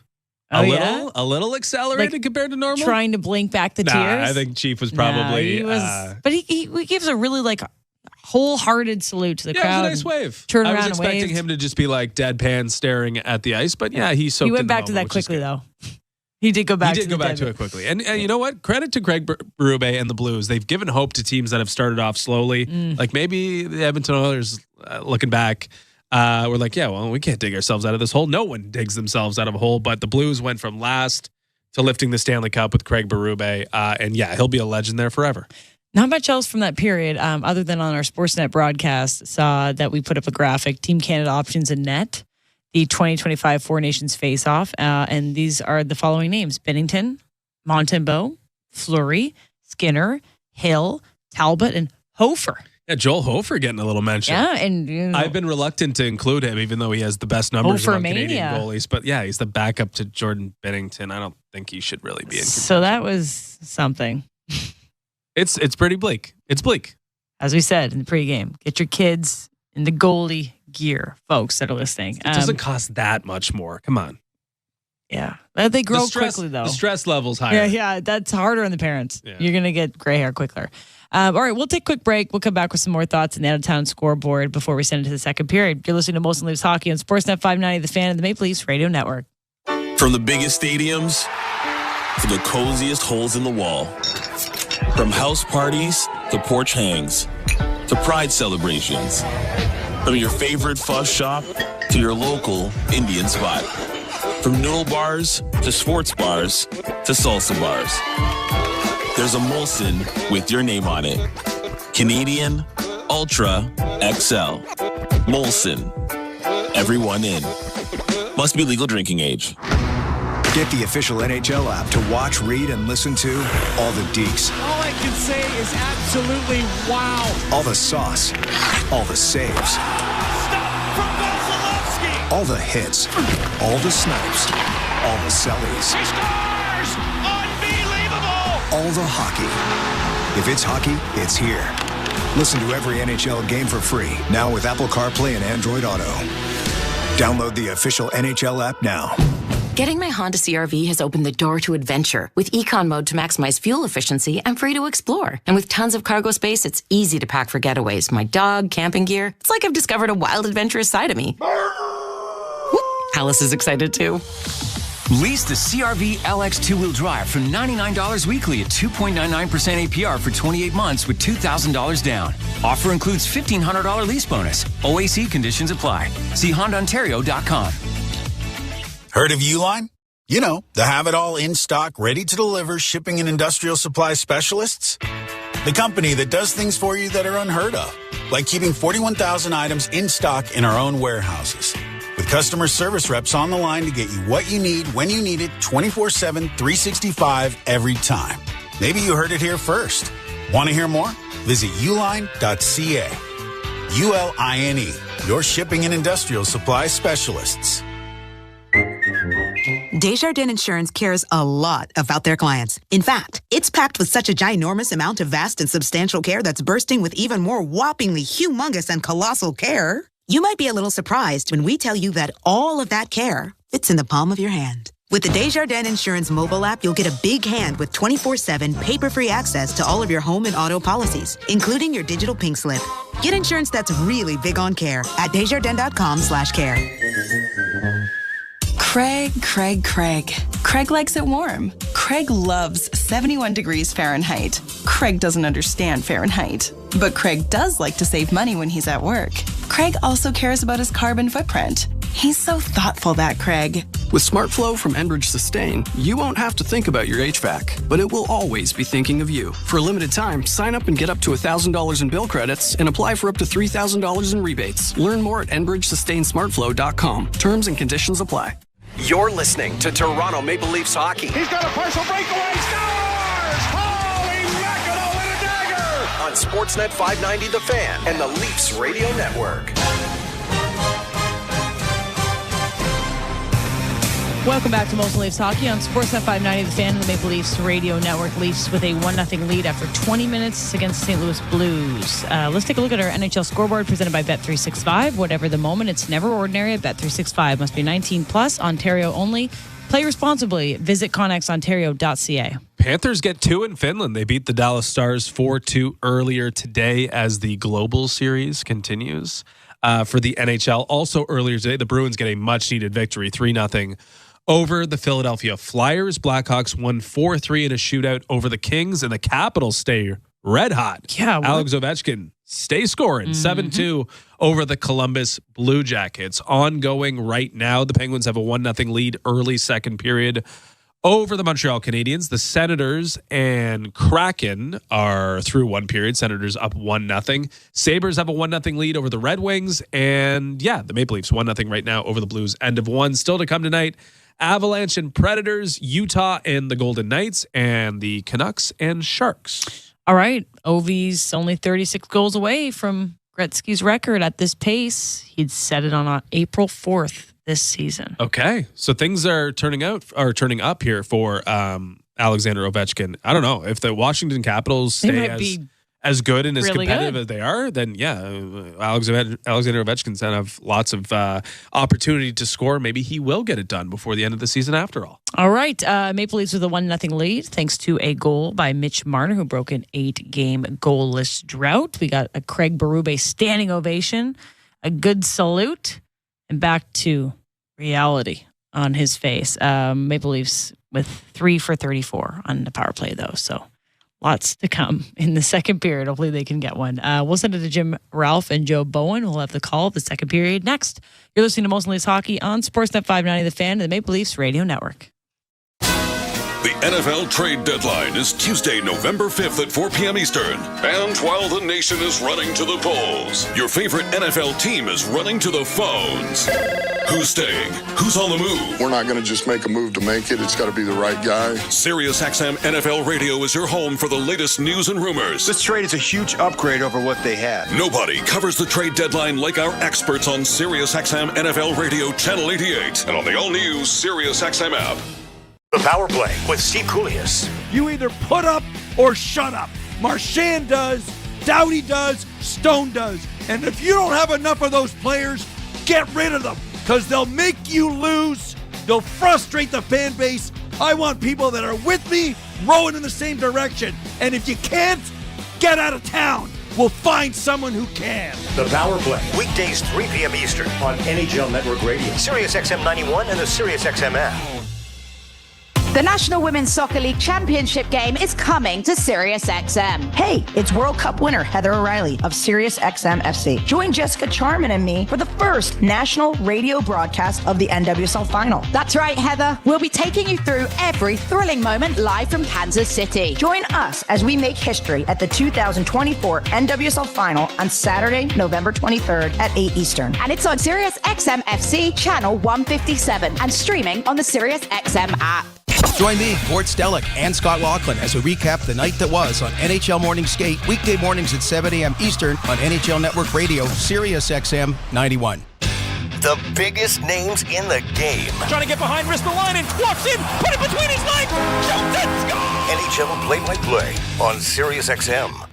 Join me, Scott Laughlin, and Gord Stellick, along with former NHLer Mike Johnson for NHL Morning Skate, weekday morning, 7 a.m. Eastern on NHL Network Radio, SiriusXM 91. Ray Hudson here with an important announcement. You can listen to your favourite SiriusXM FC shows on the all-new SiriusXM app, now available for all subscribers. And the Leafs Radio Network.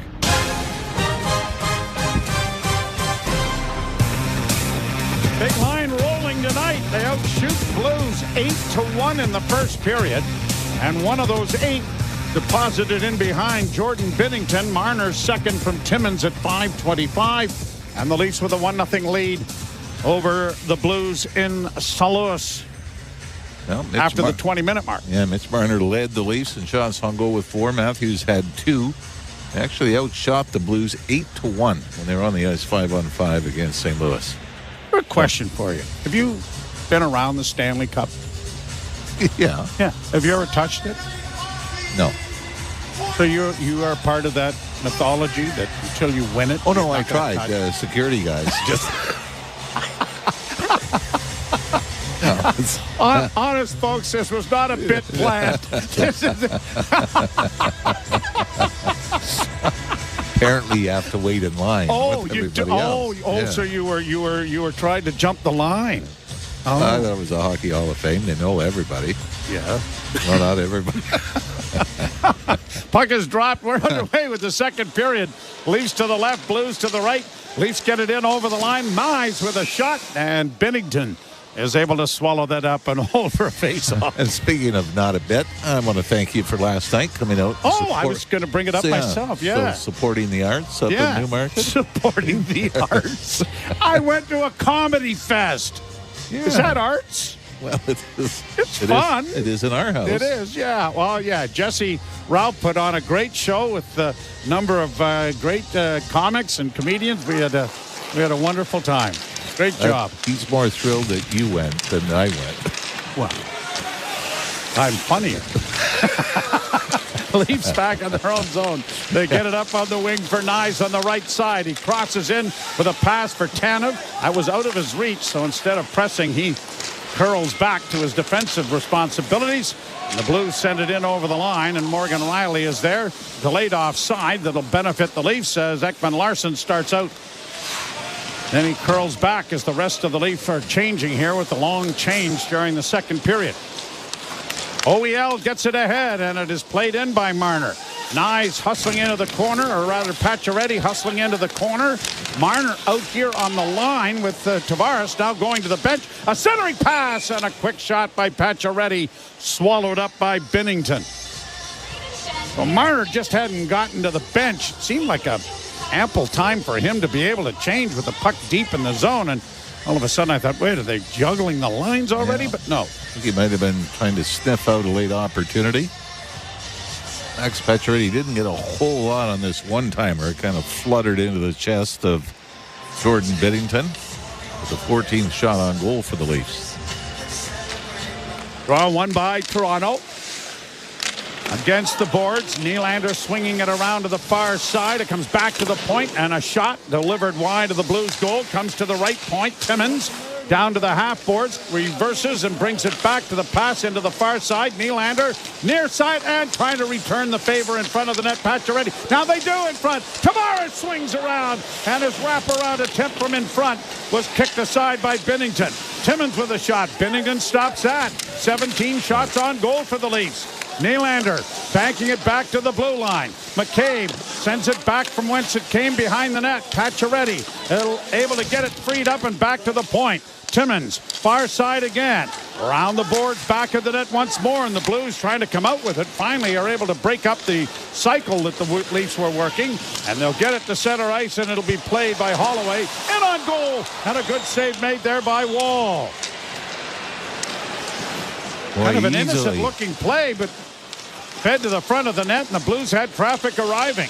Pierre-Olivier Joseph getting it into the Leaf zone. Centering pass goes to the far boards, trapped over there by Kyrou, fed back of the Toronto net. And on the near boards, Chris Tanev trying to outmuscle his man there, taking Faxa to the boards, but the puck back of the net. And the Leafs finally get it up on the wing, but Bobby McMahon couldn't get it out.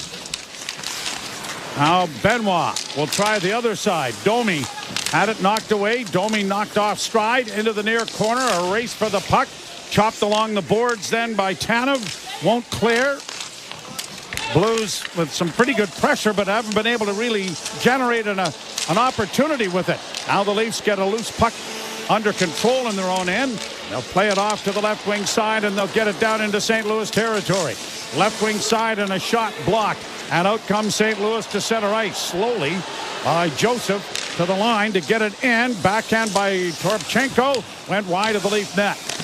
Near side punched around by Bulldog to the far point. Blues keeping it in. D to D it comes to Suter. Suter walks down the left wing boards. Top of the bottom of the circle. Got a shot away that didn't reach the front of the net. And around the boards it'll go to the far side. Change of players allows Nathan Walker to get to it. Walker banking it back to the point. One-timer coming, they score! Parayko from the point beats Wall to tie the game at ones. Oscar Sundqvist right in front of Joseph Wall at the top of the crease. So very similar to how the Leafs opened the scoring in the first period. Shot from the right point. For the Leafs, it was a rebound produced off a Connor Timmins shot. Here, Parayko one-times it. Hits the puck back at the right point. And with Sundqvist in front, finds its way far side, blocker side on Joseph Wall. But I don't know if that touches Sundqvist or not, Joe. Wall was deep in his net, though, wasn't he? He wasn't out at the top. Now, he wasn't able to come out much because Sundqvist was right on the doorstep. As the puck goes into the St. Louis zone, and a whistle here. And before that, Joseph Wall made his best save of the game off Jordan Kyrou. And he had to move quickly from his left to his right. Anyway, Kyrou, so far this year, 2 goals and 9 points. But the 2 goals came in the first game of the season for the Blues. So the Blues have tied the game at 3:29. And for Parayko, his second goal of the season. Walker and Suter draw the assists on the goal. And some good forechecking by the Blues that hemmed the Leafs in their own end through much of the first 3 minutes of this period. And the Blues are breaking it out at center ice again. They'll bank it into the corner. Leafs get there first. McCabe gave the puck away along the boards. Now able to get it Back to his defense partner, who gets it to the line, but not out. Kept alive there by Walker, who gets it back to the point. Rung around the boards once more. Leafs are able to poke it up on the wing. And now here is the fourth line. And Reeves getting to center and playing it into the zone. Camp unable to come up with it. A hit there by McCabe. Doesn't free the disc up. Blues are able to break it at center and will launch it into the far corner. Riley pushed off the puck there by Justin Falk. Back to the point and unable to keep it in. It'll bounce to center ice. And the Blues go back to their own blue line to restore it. Broberg sending it into the Toronto zone. Quickly ped back out in center ice. Marner lost it as it comes back in on the left wing. A pass into the slot and a shot goes off the stick of Riley. As Buchnevich got the shot away, but up into the screen it goes to stop play with a faceoff coming in the Toronto zone. A second period brought to you by Desjardins Insurance. Get insurance that is really big on care. And that goal seems to have gone right to the legs of the St. Louis Blues. Little more jump. Leafs still out shooting St. Louis 17-6 here early in the second period. That 1 point shot has got the crowd into it. And a little more jump from the home team. Leafs get it up on the right wing. Pass out at center. And a delayed offside as the Leafs send it down into the zone. And the Blues will go back to recover the puck and bring it out at center ice. Flipped in on the left wing. A wrist shot is swallowed up by Wall on an easy shot from Justin Falk. And that will stop play to bring a faceoff in the Toronto zone with 14:41 to go in period number 2, and we are in a 1-1 tie. I already talked about how Craig Berube led the St. Louis Blues to their only Stanley Cup in 2019. Since then, they've only won one playoff series, and in fact, have missed the postseason the last 2 years. Before that, they had a pretty good run. Had made it before missing the last 2. Had made it 10 out of the previous 11. But Robert Thomas is a huge injury that the Blues are trying to play through. Played along the boards and to the line and out. The Blues send it right back in again and will have to evacuate as Timmins tries to take advantage of the time and space and does and gets it ahead, and it's played down into St. Louis territory. Pacioretty into the forecheck. The puck comes to the side of the net where Nylander is able to curl out with it. Back to the point. Timmins sends it towards the goal. Went off the skate and went harmlessly wide. And against the boards, Tavares for Nylander. Back for Tavares. Tavares around back of the goal. Into the slot and a quick shot taken at the defense there. Deflected wide. But Pacioretty is onto it again. Back to the blue line and leaving it because he was getting off and wasn't sure if someone had got on was Nylander, and it went all the way back into the Leaf zone, but the Leafs get it back into the offensive end. Marner trying to play it around back of the goal. Blues get it up on the near boards. Tanev pinches. Matthews keeps it alive. Matthews with it on the left wing now for Marner. He stops up, gets away from one, sends it into the slot. McCabe with a shot that's blocked, and the puck in front of the net is gobbled up by the Blues and now brought out at center ice by Paryenko. Paryenko on the right wing will just roll it into the corner. Tanev eludes a hit, got it up on the boards, and Nyes finds Marner. Marner through center to the line. That's bogged down, and Matthews couldn't get his stick on it. And the Blues will bring it back with Justin Falk getting it in on the right side. 1-1 tie. A rolling puck through the goal crease in the Leaf zone. Near corner, pinching down Broberg to keep it in for the Blues. The Leafs play it in front of their own net, and we get a whistle here. Broberg is down and hurt. I don't know if there's a penalty called or not, and I'm not sure how Broberg got hurt. But he is in some discomfort down in the corner on all fours. Yeah, that was to the right of Joseph Wall. And that's the last thing the Blues need. Broberg is actually tied in points with Jordan Kyrou with 9. Picked up from the Edmonton Oilers in the offseason, along with Dylan Holloway. That was a pretty big offseason story, wasn't it? Yeah, and yet what's kind of odd about it was Broberg played a grand total of 12 games for the Oilers in the regular season. He did play 10 in the post. What's up, insiders? Thank you so much for hanging out with us tonight on Hockey Night in Canada. Man, always love the Hockey Night in Canada games on Saturday. Just wanted to drop in the chat here and give a shout out to the 55,191 insiders who have helped create this awesome, amazing place to hang out and watch sports, most notably our Maple Leafs every single game. Now let's get back to the hockey. Let's keep it classy. Thank you for always doing that, and we'll see you back in there. Cheers, insiders. Underdog win, buzzer beater, shootout, walk-off, and absolutely every play in between is amazing. From football to basketball and hockey to baseball, whatever the moment, it's never ordinary at Bet365. 19 plus, Ontario only. Please play responsibly. Gambling problem? Visit connexontario.ca. Fall for Subaru by enjoying fall to the fullest. Think scarlet, burgundy, amber, crimson and copper, but never, never blue. Because with Subaru's symmetrical full-time all-wheel drive, fall is for thick, dark mud splats, terracotta mountain roads, radiant sunsets, kaleidoscopic leaf carpets, and the boldest of adventures. Avoid autumn blues and visit your local Subaru dealership to book a test drive today.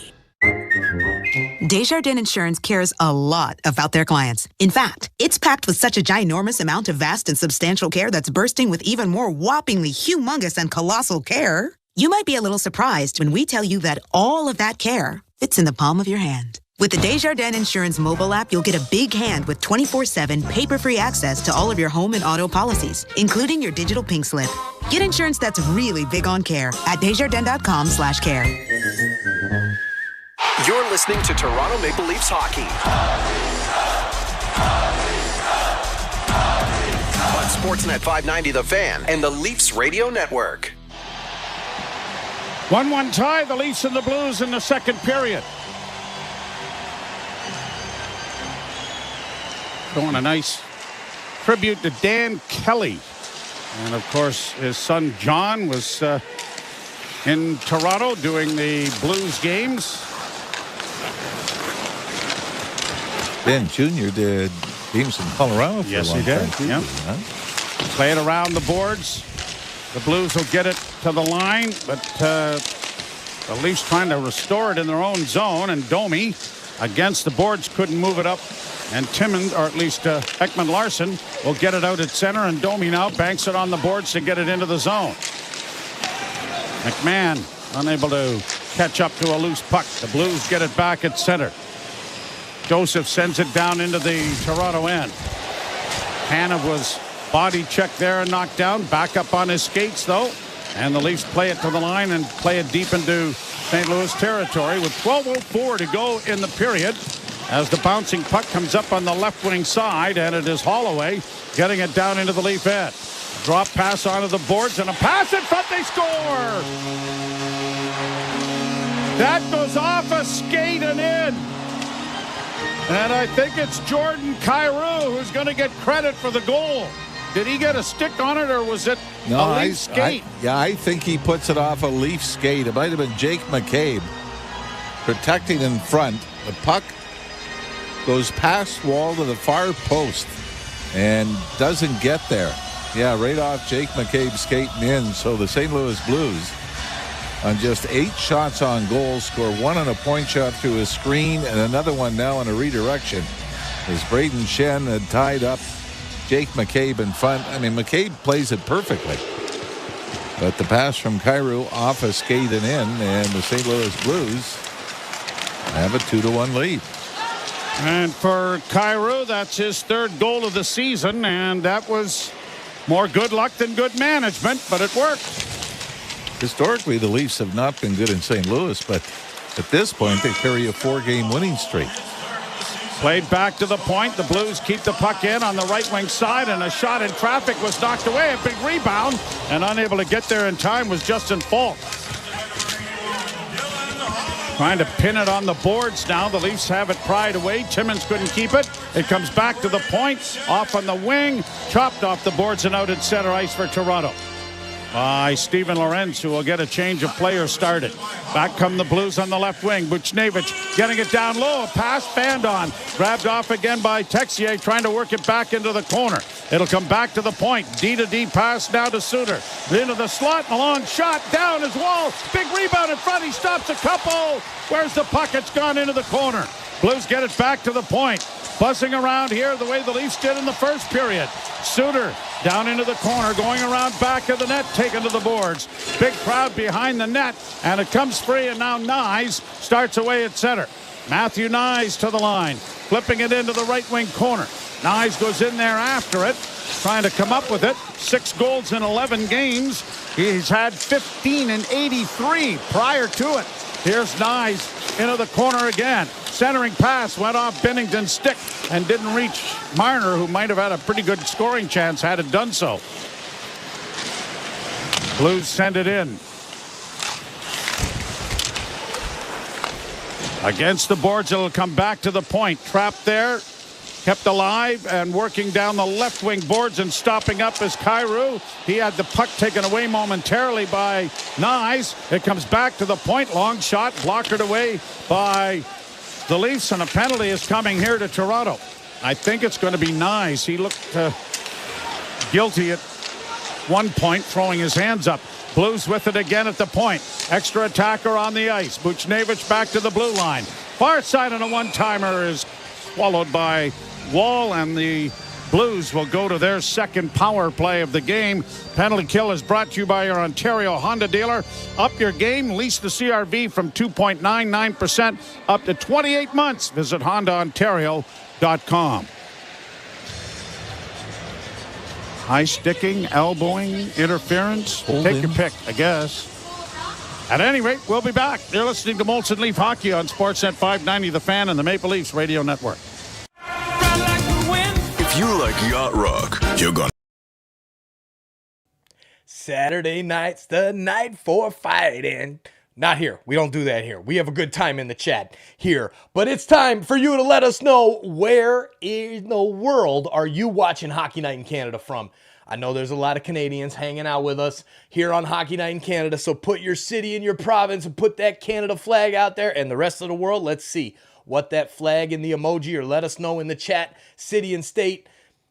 Love it. This is one of my favorite parts of the night here on TSI. Thank you all for hanging out with us, and let's get back to the hockey. Go Leafs, go! Let's finish this one strong.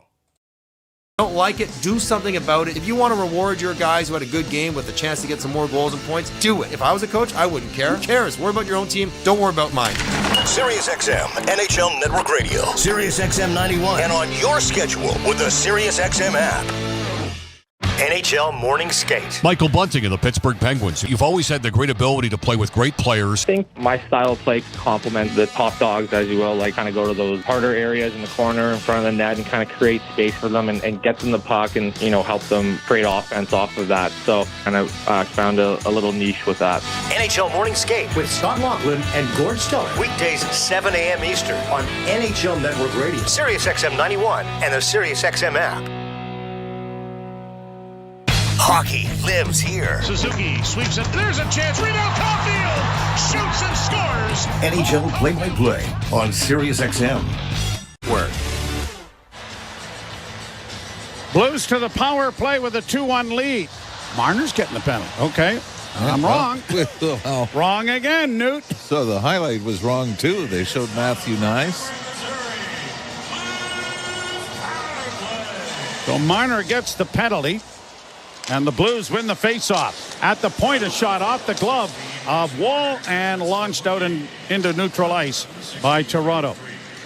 This is the second of 9 back-to-backs that the Leafs have this season. First one started the season, Montreal and New Jersey. Yep. Back at the point. Texier trying to get it along the boards. Blocked there by the Leafs. They try to work along and get it into the corner. And the Blues neighbors trying to pry it free. And now a cross-checking call has come. And who's got it? McCabe and Neighbors getting after one another. Is McCabe getting the penalty and the Leafs are going to be 2 men short? Are they both going? Or wait, Neighbors is headed in that direction. I think McCabe may be right behind them. All right. Yep. I think they just wanted to get a little. Yeah. Boy, I'll tell you one thing. McCabe got a lot more for his money than Neighbors did. Well, wait a minute. It's not over yet. No, Neighbors just got the one. I mean, McCabe got a couple in there. Yeah, two or three, and they wanted to continue that all the way to the penalty box. It'll stay 5-on-4. We still haven't seen what the Marner penalty was. It must have been well away from the play. Had to be. Did you not think Nyes was going to get it? Oh, yeah. Yeah. Like you said, I mean, you see the replay of it, and you say, yeah, it could have been one of 5 different calls on it. 1:22 left to go in the power play for St. Louis. So, coincident minor penalties. Jake Neighbors, Jake McCabe. A couple of Jakes in the box. Certainly like Jack in the box. Except we'd have to have 2 Jacks, right? But anyway, never mind. Brought back to the line and kept in. Fault works it off the half boards, gets it returned over on the far side, top of the circle, goes down low for Shen. Shen's pass was blocked, and it'll swing around the boards for Buchnevich, who works down into the corner and then retreats, gets it back along the boards, back to the point, a bouncing puck that'll be retrieved there by Fault. Back to Buchnevich, down low once again for Shen. Shen curling out, back to the point. Falk to the near side. Mishandling it there was Kyrou. It'll go around the boards, but the Blues are keeping it in. Buchnevich down low, trying to work out of the corner. Back to the point to Falk. Near side and a shot. Glove save and a good one. Made by Wall on a one-timer by Kyrou on the right wing boards. You know, those Blues have had their troubles on the power play as well. 4 for 26 coming in. So even though the Leafs are last in the league at 32nd overall, Blues come in 23rd overall. They've scored 4 power play goals, but given up 2 shorthanded goals. Yeah. Speaking of giving up today, the Ottawa Red Blacks had 2 passes picked off for touchdowns as the Toronto Argonauts roared to a 58-38 victory, which set tied at least a CFL record for most combined points in a playoff game with 96. And the Argos set a team record with 58 points in a playoff game, and they'll travel to Montreal next week to tangle with the Alouettes. In on the left wing it goes. Bulldog around the boards to the far side. No one home, and it's going to slide all the way back into the St. Louis end. Perieko around back of the net. Got it up on the right wing. Blues in across the line. Stopping up there was Buchnevich. Back to the point. The one-timer coming. They score! Another point shot. Perieko with the shot. And it is 3-1 St. Louis. Hardly picture perfect for either team in the 4 goals scored tonight. This is just Perieko who's got a hard, heavy shot. One times it at the top of the left wing circle and goes far side, glove side on Joseph Wall. I don't know if the penalty had expired. It was very close to ending, but Marner was not back in the play. And Joseph Wall, who was perfect in the first period, has now given up 3 goals on 13 shots here in the second. And the Blues have defeated the Leafs 5-1. 10 days ago, are up 3-1 here with 7:26 to go in the second period. Kyrou, the assists go to Holloway and goaltender Binnington. And now a 3-1 lead on a power play goal. Well, no, I guess it was a second off. Oh, was it? Okay, so they're going to call it an even strength goal. It's a tough minus to take, isn't it? Third goal and second of the game. Yeah, Marner. Perieko gets the goal. Yeah, Marner penalty was at 10:33. The goal 12:34.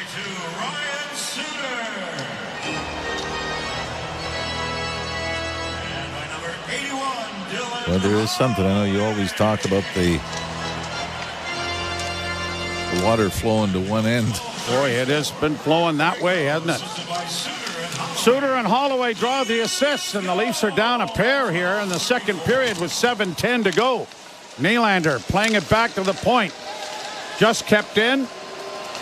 Matthews couldn't come up with it. Marner getting it into the slot, and it bounced over the stick of Nylander, and it's brought to center ice now and shot into the Toronto zone. A little juggling act here after the penalty with Nylander joining Marner and Matthews. They get it down into the zone. Matthews dropping the puck back for Chris Tanev, who takes it to the net, then goes around back of the goal. Tanev with it back along the boards for Nylander. Trying to get it back along to the point, but Nylander fights it off into Matthews. Matthews eludes one, working out into the slot, and a wrist shot went off the leg and went wide. Into the corner comes Bobby McMahon. He couldn't get it out in front. Leafs getting a change in here, but Matthews has it up against the boards. He kicks it out in front. No one there, and the Blues have launched it high into the center ice zone. Tanev, a pass in on the right side, just onside, and a shot taken from a sharp angle there by the Maple Leafs Pacioretty, but it is swallowed up by Binnington, and a face-off coming in the St. Louis zone. The Blues exploding in the second period with 3 unanswered goals and have a 3-1 lead on Toronto. You're listening to Molson Leaf Hockey on Sportsnet 590 The Fan and the Maple Leafs Radio Network. Getting my Honda CR-V has opened the door to adventure. With Econ Mode to maximize fuel efficiency, I'm free to explore. And with tons of cargo space, it's easy to pack for getaways. My dog, camping gear. It's like I've discovered a wild, adventurous side of me. Alice is excited too. Lease the CR-V. What's up, hockey fans? It's Hockey Night in Canada. It's Saturday night, the best night of the week. There's nothing better than Hockey Night in Canada. Thank you so much for being here tonight. We appreciate it. Please take a second to hit that like button and help bring more hockey fans here to the chat on Hockey Night in Canada with TSI. The Leafs and the Blues. Berube goes home. He's got to get the win tonight. Buds are getting it. Go Leafs, go. Please share the link as well. Let's get more people out there. The external league links that get clicked bring more Leafs fans here to this community. Thank you, team. Let's get back to the hockey. Go Leafs, go. Shipping and Industrial Supply Specialists? The company that does things for you that are unheard of, like keeping 41,000 items in stock in our own warehouses. With customer service reps on the line to get you what you need when you need it 24/7, 365 every time. Maybe you heard it here first. Want to hear more? Visit uline.ca. ULINE, your shipping and industrial supply specialists. You're listening to Toronto Maple Leafs Hockey on Sportsnet 590 The Fan and the Leafs Radio Network. Blues 3 and the Maple Leafs 1. Second period.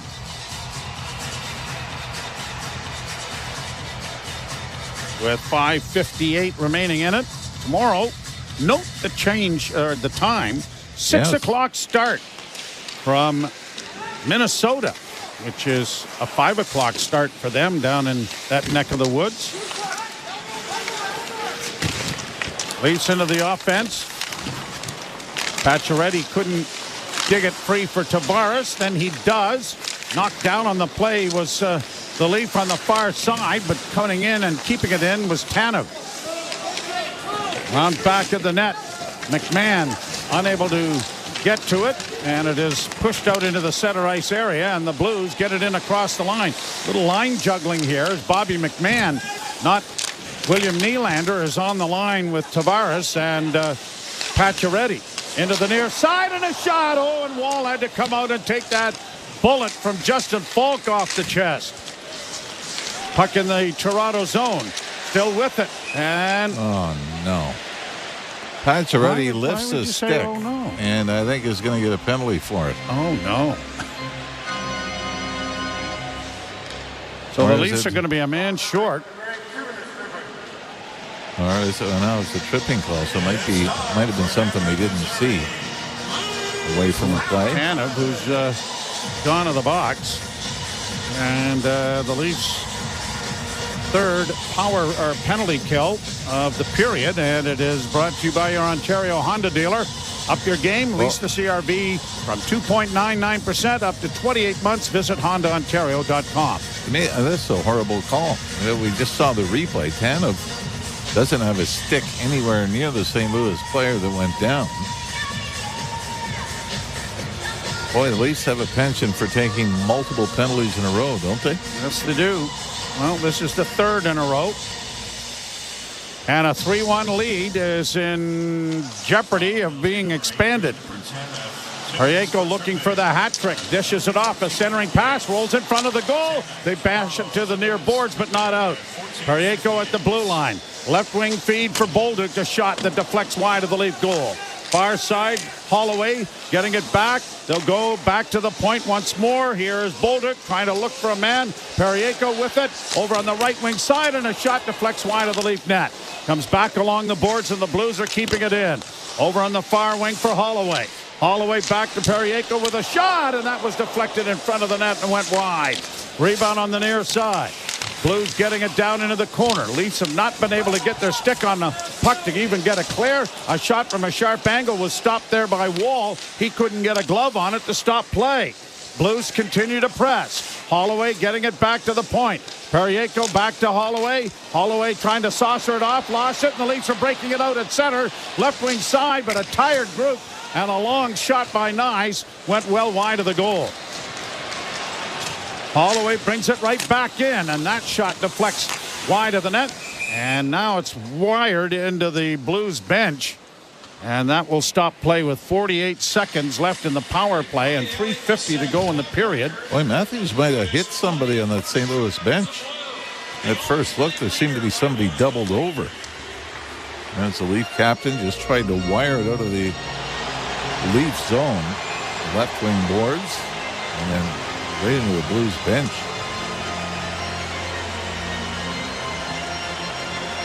Nyes doing a lot of penalty killing tonight, but has been, at least in the second period, the last couple of shifts, taken off that first line. Maybe it was because of the amount of penalty killing time he's had to do here in the last 3 times shorthanded. And trying to get Nylander a little more ice time. Leafs win the draw, and they'll get it out and down the ice. The Leafs had outshot St. Louis 12-4 in the first period. Shots are now even at 18 apiece. Blues back in their own zone. Matthews couldn't get it away. Played by Kyrou to the right wing side. Now Buchnevich comes to center. That looked like it was offside, but it is waved off by the linesman. Back around into the corner. It's going to be played up on the wing. Buchnevich gives the puck away to Marner. One man back. Marner trying to break on the right wing. Looking for some support. Decides to shoot it. And Binnington really didn't have too much of a difficult opportunity there. Just blockered it away into the corner. Matthews couldn't get up to give Marner an option. Blues get it back into the Leaf zone. Penalty is expired. Centering pass, and that was drifted just wide of the net by Kyrou. Now it is Timmins taking the safety around back of the net with 2:48 to play, and he'll come down the right wing. Timmins to the line, shoots it in around the boards to the left wing side. Trying to get to it there with Pontus Holmberg. Holmberg had it knocked away. Domi trying to help out. And the Blues will get it ahead and bank it to center, but it's cut off and launched high right back down into St. Louis territory. Leafs need to get some kind of forecheck game going here to gain some zone time and maybe a couple of decent scoring chances. Puck is around back of the Blues goal. St. Louis getting to it, leading 3-1 here in the second period. Played it out at center. Right back in comes Toronto. Into the slot area, trying to work into the left wing boards. That looked like it could have been a penalty for a hook, but nothing coming. And the Blues get it up on the wing, and Sundqvist can't get out. McCabe was knocked down. So was Holmberg. And finally, an arm goes up. I guess Luke Walker is going to go for the St. Louis Blues to the Leafs, whose first power play lasted a matter of seconds before they took a penalty themselves. Will hopefully go to their first full power play of the night. Well, their power play, as we have mentioned, is dead last in the National Hockey League.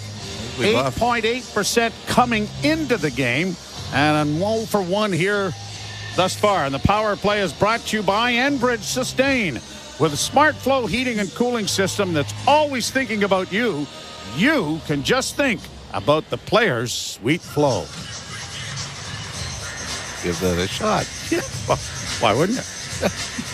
We talk about sometimes it's not how many power play goals you score, but when you score them. I mean, this is a huge opportunity to get back to within one before heading to the second intermission.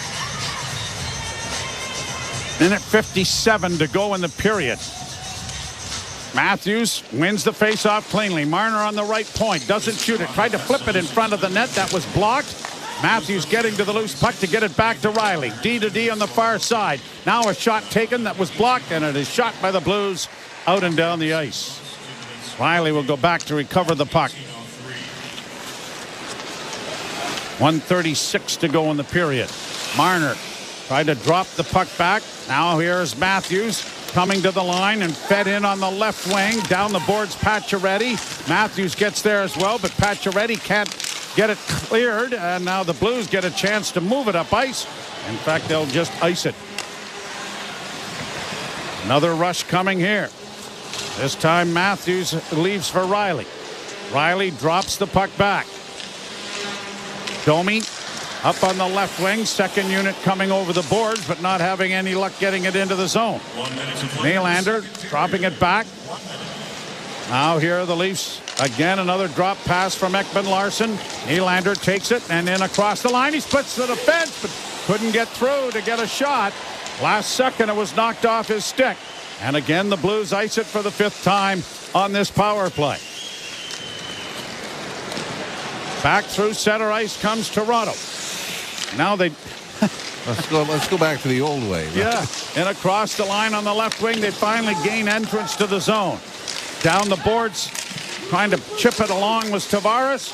Tavares looking back with Domi trying to move in now. The puck goes free. A centering pass. No, didn't reach Domi. Now it does. They chip at it, and it's knocked over. Another loose puck in front of the goal. Still free. The Leafs can't get a shot away. Kept in by Toronto momentarily, but the Blues are going to get it out with 6 seconds left in the period. I think that was Max Domi had the best chance, but couldn't get it up over this fallen Jordan Binnington. And the Leafs are going to go 3 for 36 on the power play to start the season. They were 0 for 14 in their last 4 coming in. And out of the 3 goals, so they got 2 of them in one game against the Los Angeles Kings. But here was a great little pass by John Tavares, a little tip pass through his own legs to get it to Max Domi. And Jordan Binnington, give him credit, gets over and comes out as he sprawls, and Domi was unable to get it over the blocker. So the Leafs give up 3 goals in the second period, and a 1-0 lead is long forgotten. We'll ship it off to Ailish Forfar and Justin Cuthbert. You're listening to Molson Leaf Hockey on Sportsnet 590 The Fan and the Maple Leafs Radio Network. Sports Grid Radio on Sirius XM has you covered this NFL season. A rematch of Super Bowl 55 gets underway to wrap up Week 9, with the Buccaneers taking on the Kansas City Chiefs on Monday Night Football. The line opened with the Chiefs as 7-point favorites and a total of 47. Make sure you tune into Sports Grid Radio to stay up to date on all the latest. The place to get the winning edge over the sports books this football season is Sports Grid Radio. Channel 159 in the car and on the Sirius.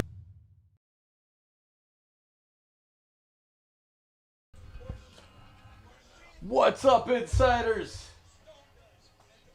Whoop, there we go. Got to fix that list there. My goodness, the list that just keeps on going all game long. Thank you to Zippold. Man, what a night. Thank you, Zippold, for all of the super chats. Unbelievable support as well. Mark Duffney, thank you so much. We've got just tons of super chats and new members. Igor with the 5 new members. Thank you so much for the support tonight, guys. The Leafs, let's go. Come on, we got a big third period ahead. We got the Raptors right now. It's halftime of the Raptors game. I got the stream going here at halftime. It is Vince Carter's night at Scotiabank at the ACC. Go check out the Raptors stream real quick. During the intermission, as we, as Vince gets his jersey lifted to the rafters at Scotiabank. Absolutely love it. There you go. Elizabeth says, go Raptors, go. Ange Mo, only Leafs game was at the Saddle Dome. MLG was too expensive. Man, Maple Leaf Gardens, yeah, it was hard to get tickets at Maple Leaf Gardens. You were a lucky person if you got to go to a game at MLG. That's for damn sure. Oh, what is this? Somebody's texting on my phone. Sub to my dad, probably, would be my guess. Which phone did is that on? Well, thanks for doing that. But there you go. Oh, CG's Katie's mom. I've only been to one Leafs game at Maple Leafs Gardens. Well, you're lucky, because that is an honor for absolutely everybody that went to the Gardens when that building was open. And now it's kind of open, right? Ryerson with the hockey rink up top for the PWHL Toronto team, the Scepters. They played some games there. So hey, well, there you go. Big Jam Roll says Zip still hasn't put me in a timeout. I'm outraged. No timeouts from Zip. Zip's just too busy sending super chats. Thank you to Zip. Let's get back to the hockey here. The intermission report. Come on, Leafs. Let's go. Let's go. Let's get it. Got to get the W for Coach. Big third period ahead. Had some good chances there at the end, but was a hell of a save. Really was a hell of a save there at the end by the Blues goalie. But there you go. Red Blue. This is your life. Seriously. Yes, it is. I don't have a Habs profile picture. I'm too cool for that. I'd be ashamed. Anyways, sorry. I don't like Montreal very much. But thanks for hanging out with us, Red Blue. I had to make fun of it. All right, back to the hockey. Go Leafs, go. See you guys in the chat.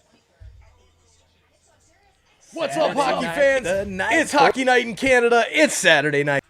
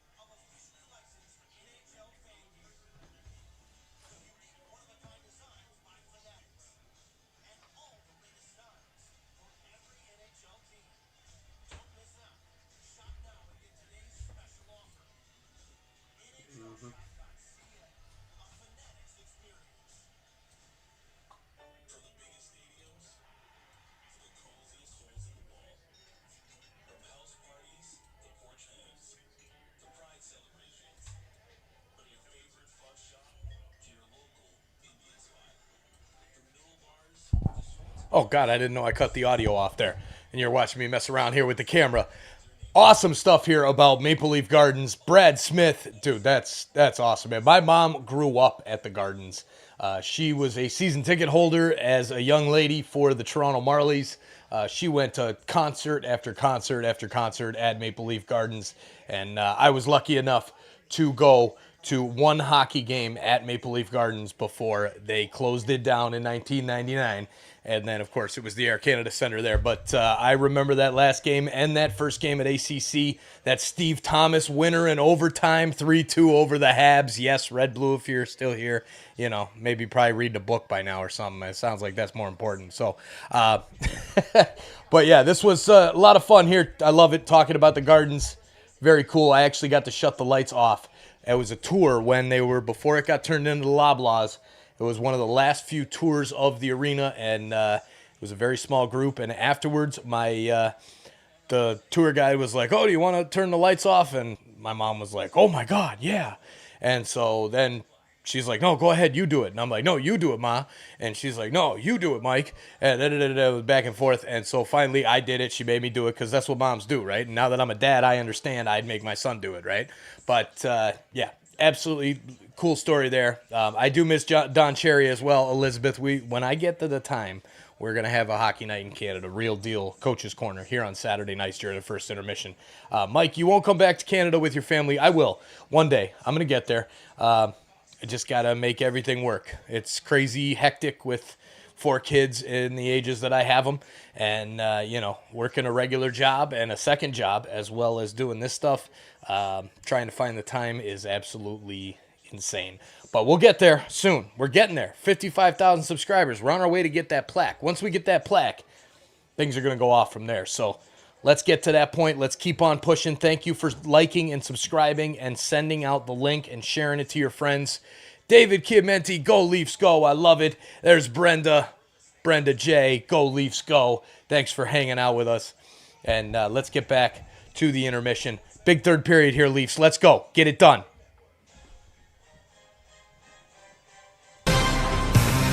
Welcome back to Molson Leafs Hockey on Sportsnet 590 The Fan and the Maple Leafs Radio Network.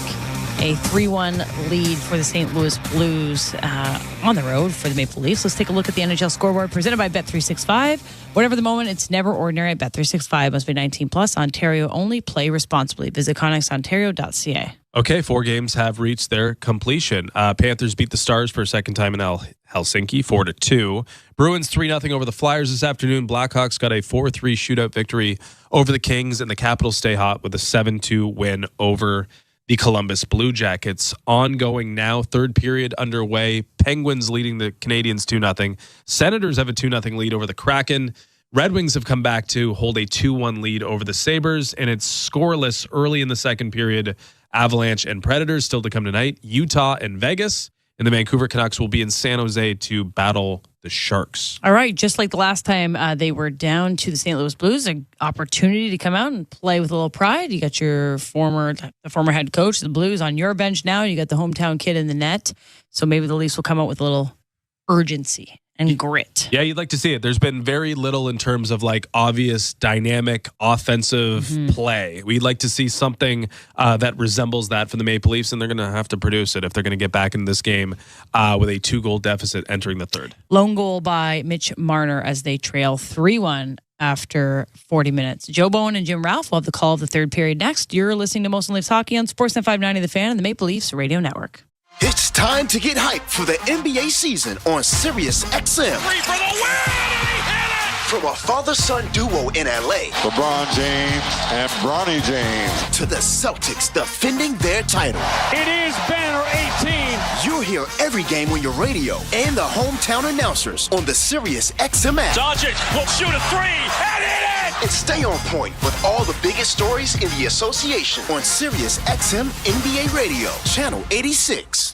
The big names are on NHL Network Radio. The head coach of the Carolina Hurricanes, Rod Brindamore. Kochetkov making that jump last year. What do you see in the net? The kid wants it. That's the first thing. Is he going to be the guy that we're looking at this year to get after it and take a bigger role? Maybe. But we still got Freddie in here. I think he's got something to prove. So I think we're going to have a good battle in the net. Sirius XM NHL Network Radio, Sirius XM 91, and the Sirius XM app.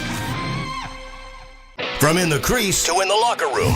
Flyers defenseman Travis Sanheim. Is it a rebuild type thing? Is it definitely a playoff team in your mind? I think last season, I don't know if anyone in our room was saying rebuild. We thought that we could surprise some teams, and I think we did that. A lot of guys that are coming back, and then obviously adding Meat Scott's going to be huge. So, we're looking forward to getting started and seeing if we can build off of last season.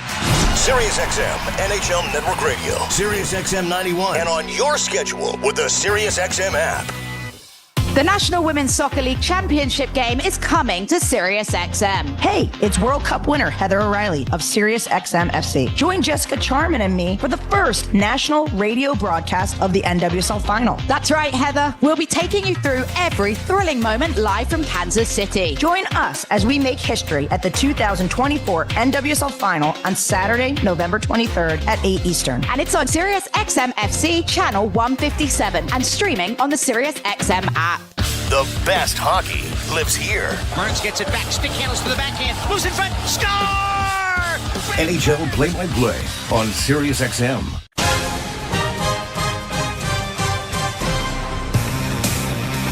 Leafs have some work to do in the third period, down 3-1 to the St. Louis Blues.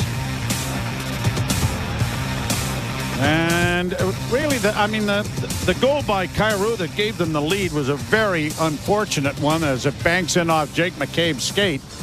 But we've often talked about the bathtub flowing one way, and it certainly has in this period, hasn't it? Yeah, it's been incredible. Even, if you look at the shots on goal at the end to our left, 27 shots to our left, 12 shots to our right, and all 4 goals. Magnet. It goes 11. I think Drew Bannister, probably the message after the first period was, boys, here's the good news. We're only down 1. And, as they saw, you can talk about good breaks and everything else, but they were able to get out of the first period just down a single goal. It was a rebound tally by Mitch Marner.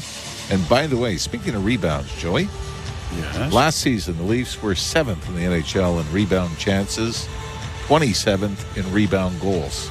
Early this year, 1st in rebound chances, 3rd in rebound goals. So they've found a way to score uglier, but let's take some pretty ones in the power play, to mix in with it. Yep. So the Leafs with a 2-goal hill to climb here will start in the net where things have worked out fairly well, but so far so good. So we'll see if the bathtub is still flowing towards the drain here in the third period. Funny, Jacob Markstrom had his return game with the New Jersey Devils in Calgary last night. He lost 3-0 in an empty netter. So Craig Berube there haven't been a lot of great return games trips. Yeah. Leafs shoot it down into the blue zone. Binnington out of the cage to get it into the corner, and they'll launch it high to center ice. We'll wait to see how the Blues try to defend this 2-goal lead in this third period.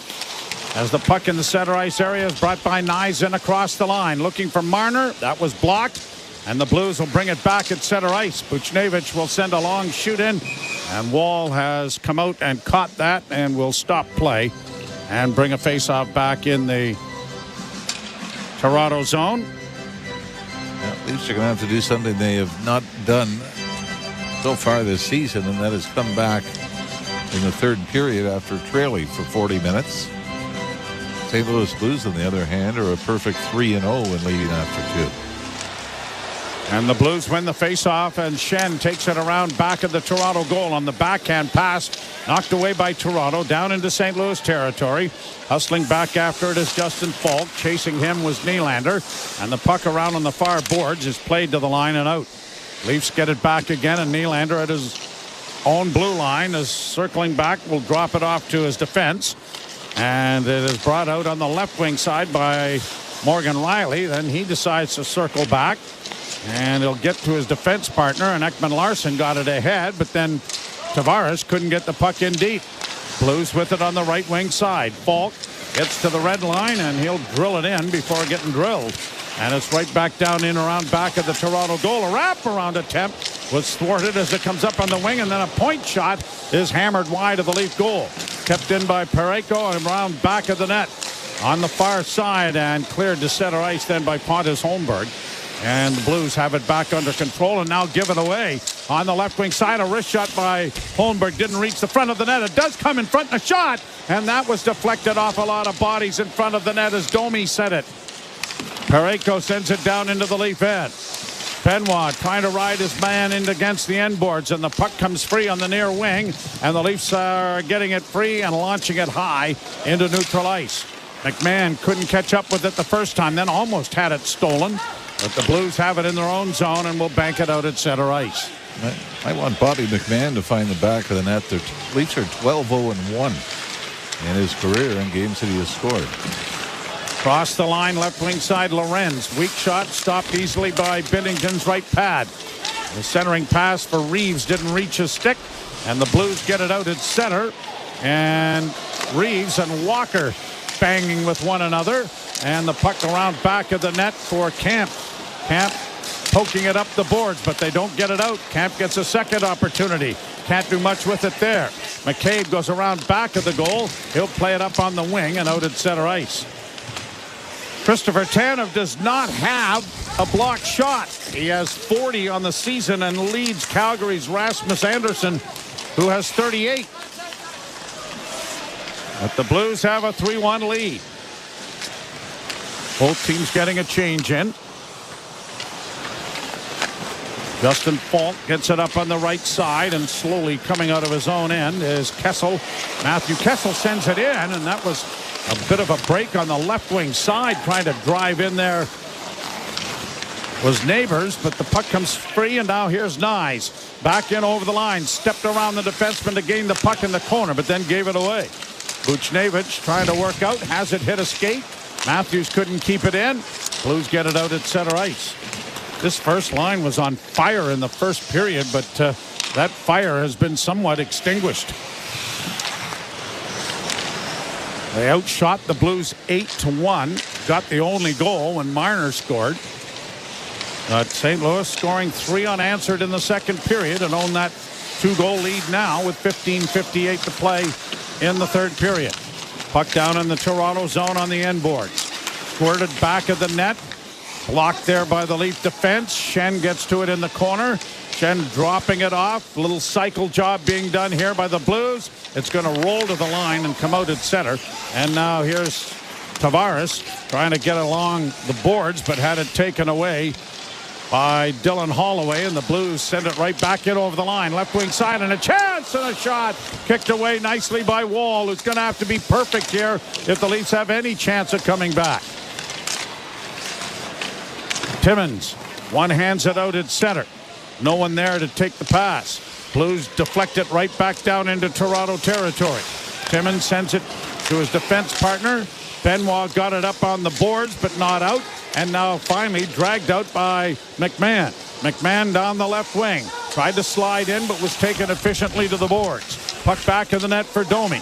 Domi looking for the defense and gets it back to the point. Long shot in traffic, doesn't make it through. Domi then got it back to the point again. Timmins keeping it in on the boards. Holmberg into the corner, trying to come out in front. He does. He got a shot away, and Binnington was there. He was deep in the net, but it was right along the ice, and with the pad down, he made the save. Two Leafs collide at the blue line, Timmins and Holmberg. That's the delight of the St. Louis crowd. Yes. And now a giveaway, and the Blues in on the wing, and a shot off the shoulder is smothered on the rebound by Wall, and a face-off coming in the Toronto end. Yeah, this is what the Leafs are going to have to try to do, is force pucks up the middle, try to get chances off the rush. And Austin Matthews there trying to go cross ice to Mitch Marner on the far side. But that was picked off, and as you mentioned, Joseph Wall is going to have his best period of the night and be perfect. I mean, it was a great play by Holmberg, but nobody in front. Bobby McMahon had gone to the other side of the net, in behind the goal, to try to give Holmberg an outlet. So when he threw it out in front and there was a rebound, nobody was there. Leafs get it to center. Marner dumping it in around back of the net. Binnington swings it around to his defense, and Parayko gets it out at center ice, and now the Blues in across the line. Now rolling puck comes in front of the goal. They're still free, and it is still free now on the near boards. The Leafs will get it ahead. Marner taking his time as he waits for teammates to catch up before trying to send it in, but it was blocked. And Buchnevich has it now, regrouping for St. Louis. Puck back of the net. Blues 3 and the Leafs 1. Off the boards on the bank and into Toronto territory. Tanev around back of the net, swings it around the boards off a Blues player. No icing. Binnington out of the cage to play it to his defense. Puck turned over, though, and a shot, and that was kicked away. As trying to get the shot away there was Tavares. Kept it at the point, and a drive down off the glove of Binnington. No one there to get the rebound, and the Blues clear it to center. Maybe the best scoring chance the Leafs have had in almost a period and a half. Nylander through neutral ice across the line. Onto the wing for Tavares. Backhand pass in front. No one remotely close to that. Blues able to clear easily to center and flip deep into Toronto territory. That was a wishing and a hoping more than a have my head up and see where I'm sending that centering pass for John Tavares. Long shot deflects wide of the Leaf goal. Bouncing puck, Holmberg trying to pry it free to get it out. And McMahon got it to center. Tavares trying to get off the ice here as it's shot into the Toronto end. Tavares actually has a 6-game point streak coming into this game. Along the boards, poked by Nyes. Marner unable to get to it. Right back in over the line, and now trying to center as a pass comes back to the blue line. Blues are able to keep it in. Banking into the corner. Centering pass made there by Holloway. Didn't connect. Now McMahon gets it around back of the net, and the Leafs will get it up on the wing. And Holmberg gets to center, and Domi will get down into the forecheck after a shoot in by the Leaf winger. Domi is knocked down back of the goal, back on his skates, giving Parayko a couple of shots as he does. And the Blues send it into the bench area. So the faceoff is going to come back into St. Louis territory. With 11:47 left to play in the third period, and the best scoring chance is off the stick of John Tavares, but a good save by Bennington. You're listening to Molson Leaf Hockey on Sportsnet 590 The Fan and the Maple Leafs Radio Network. The NFL trade deadline is Tuesday. Breaking news in the NFL. The Titans have traded Deontay Johnson has been traded. And the only place to hear the impact on your fantasy team is Fantasy Sports Radio. The rumblings of trade potential just are not going away. You know, hey, if there is smoke, there is fire. Don't miss up-to-the-minute coverage to hear how the trade deadline affects the fantasy landscape. Right now on Fantasy Sports Radio, Channel 87 in the car and on the SiriusXM app. The Power Play with Steve Koulias. You either put up or shut up. What's up, hockey fans? It's Hockey Night in Canada. It's Saturday night, the best night of the week. There's nothing better than Hockey Night in Canada. Thank you so much for being here tonight. We appreciate it. Please take a second to hit that like button and help bring more hockey fans here to the chat on Hockey Night in Canada with TSI. The Leafs and the Blues. Berube goes home. He's got to get the win tonight. Buds are getting it. Go Leafs, go. Please share the link as well. Let's get more people out there. The external league links that get clicked bring more Leafs fans here to this community. Thank you, team. Let's get back to the hockey. Go Leafs, go.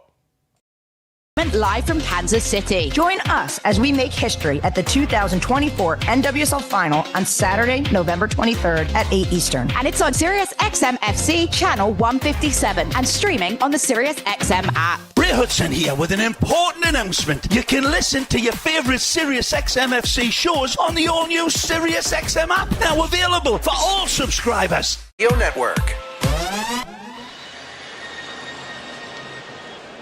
The Leafs trailing 3-1 to the St. Louis Blues with 11:47 to play in the third period. Parayko with a pair, Kyrou the other, Marner scoring in the first period for Toronto. And the draw scrummed, kicked by the Leafs back to the blue line. Riley sends it to the net, glove knocked down. Where's the puck? Bennington looking for it. It's in underneath his pad. And then we get a collision in back of the net. Matthews involved. Yeah, Marner got knocked down as well. I think he's looking for a penalty, but you know, it really has gotten to the point we're not even worried about power plays because they seem to be more of a momentum sapper than an opportunity to score a goal. Good shot by. Oh, wow. Did Marner ever get drilled? He got drilled by Ryan Suter. And then the scrum started after that as everybody went after Suter. I think Matthews. And Matthews drilled Suter, too. I think, is Matthews going to get the only penalty here? I mean, to me, it's identical. Wow. This is what Craig Berube cannot he's livid and believe he should this. Be. Yep, he's livid and he should be. Matthews did the exact same thing to Suter that Suter did to Marner. The exact same thing. The only difference might have been that Suter probably would have been expecting it after what he did, and Craig Berube is incensed. Fourth power play of the game for the St. Louis Blues. And the penalty kill is brought to you by your Ontario Honda dealer. Up your game, lease the CRV from 2.99% up to 28 months. Visit HondaOntario.com. And Matthews takes his second penalty of the year. How do you not call both? Either you let them both go or you call them both, no? Yep. Cleared out at center. Blues player taken down, and the fans upset that they're not on a two-man advantage. Why wouldn't they be? And the puck along the boards in the Toronto zone comes out in front of the net, but it is quickly stolen but not cleared. A great opportunity to clear, and now Pontus Holmberg and Neighbors get into it, and everybody's piled into that. I think Neighbors was getting the penalty as he took Holmberg down. And now Buchnevich, and is that no, it's Pontus Holmberg, and Buchnevich is pounding on Holmberg from behind. So let's see how this is all going to be adjudicated. Now, it looks like Holmberg has his nose bloodied. I don't know whether he took a punch or if it was on the original penalty. But you also wonder now, is there going to be an instigator involved? Well, David Kampf, by the way, I mean, he got away with a pretty good hold on Neighbors before that. And Jake McCabe comes in. He stands up his man. And it was after that. Neighbors, I think, still upset, but he probably didn't pick the toughest opponent on the ice to drop the gloves with.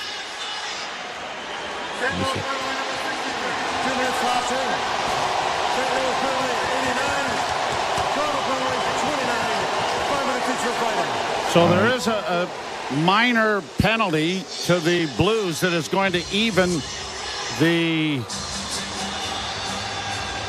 situation on the ice. And Coach Berube asking if it's 4-on-4, which it should be, for a minute 31, barring any more penalties.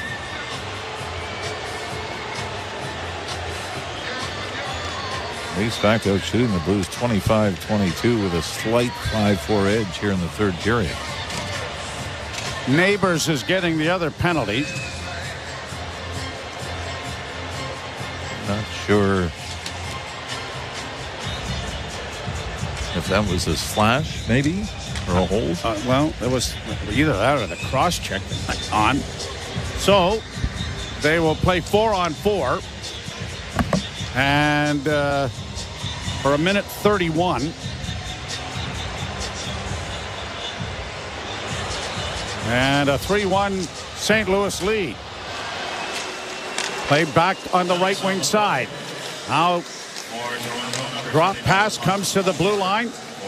Dropped off for Riley. Riley gives off to Nylander. Nylander back in for Riley, and he flipped it on a tip just wide of the net. Kept in now by the Leafs. Here's Nylander to the right wing side. Domi's shot is blocked by Binnington on a good save. Blues Schenn comes to center.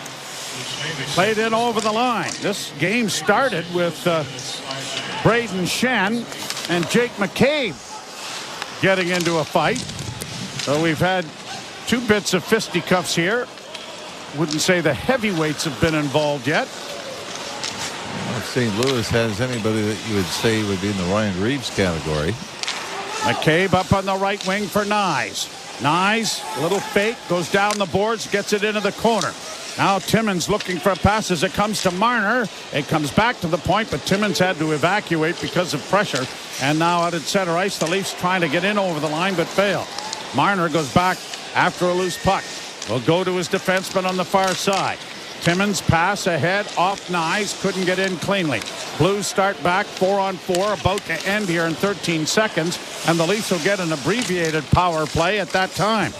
Puck along the boards for Timmins and around back of the net for Nyes. Nyes stopping up, plays to his own goaltender, and now Jake McCabe has the power play going, and the Leafs 0 for 2 with one shot on the power play thus far this season, have 20 seconds in it left to go.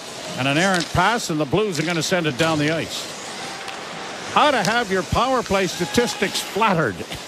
Here it is. You got 20 seconds. The first power play lasted about 30 seconds before it was evened up. Now this one. Now into the corner. Leafs trying to center. That's blocked. It goes around back of the net. Nylander couldn't get to it. Kept alive by Riley. Around to the far side as the penalty is expired. Blues get it out at center and down into the Leaf end, and Timmins being chased hard here.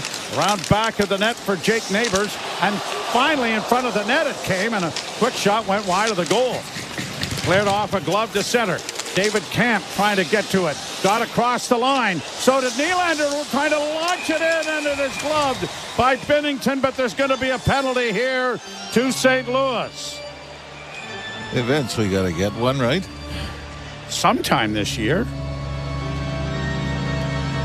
Opportunity off the rush. William Nylander trying to drive to the net, gets held onto. And with 8:40 to go, the Leafs will take a big breath. Go on the power play. Joseph going to the penalty box. You're listening to Molson Leaf Hockey on Sportsnet 590, The Fan and the Maple Leafs Radio Network. From the biggest stadiums to the coziest holes in the wall. From house parties to porch hangs to pride celebrations. From your favorite fuzz shop to your local Indian spot. From noodle bars to sports bars to salsa bars. There's a Molson with your name on it. Canadian Ultra XL. Molson. Everyone in. Must be legal drinking age. Getting my Honda CR-V has opened the door to adventure. With Econ Mode to maximize fuel efficiency, I'm free to explore. And with tons of cargo space, it's easy to pack for getaways. My dog, camping gear. It's like I've discovered a wild, adventurous side of me. Alice is excited too. Lease the CR-V LX two-wheel drive for $99 weekly at 2.99% APR for 28 months with $2,000 down. Offer includes $1,500 lease bonus. OAC conditions apply. See HondaOntario.com. Over to and see why it's never ordinary at Bet365. Must be 19 or older, Ontario only. Please play responsibly. If you or someone you know has concerns about gambling, visit connectsontario.ca. You're listening to Toronto Maple Leafs hockey. Holy mackerel, what a move! On Sportsnet 590 The Fan and the Leafs Radio Network. Leafs Power Play brought to you by Enbridge Sustain with a smart flow heating and cooling system that always thinking about you. You can just think about the player's sweet flow. 8:40 to play in the third period. And the Leafs, trailing 3-1 to the St. Louis Blues, are in need of a power play goal. The draw is scrummed. Blues contain and now ring it around the boards, and down the ice it goes. Joseph gets the penalty.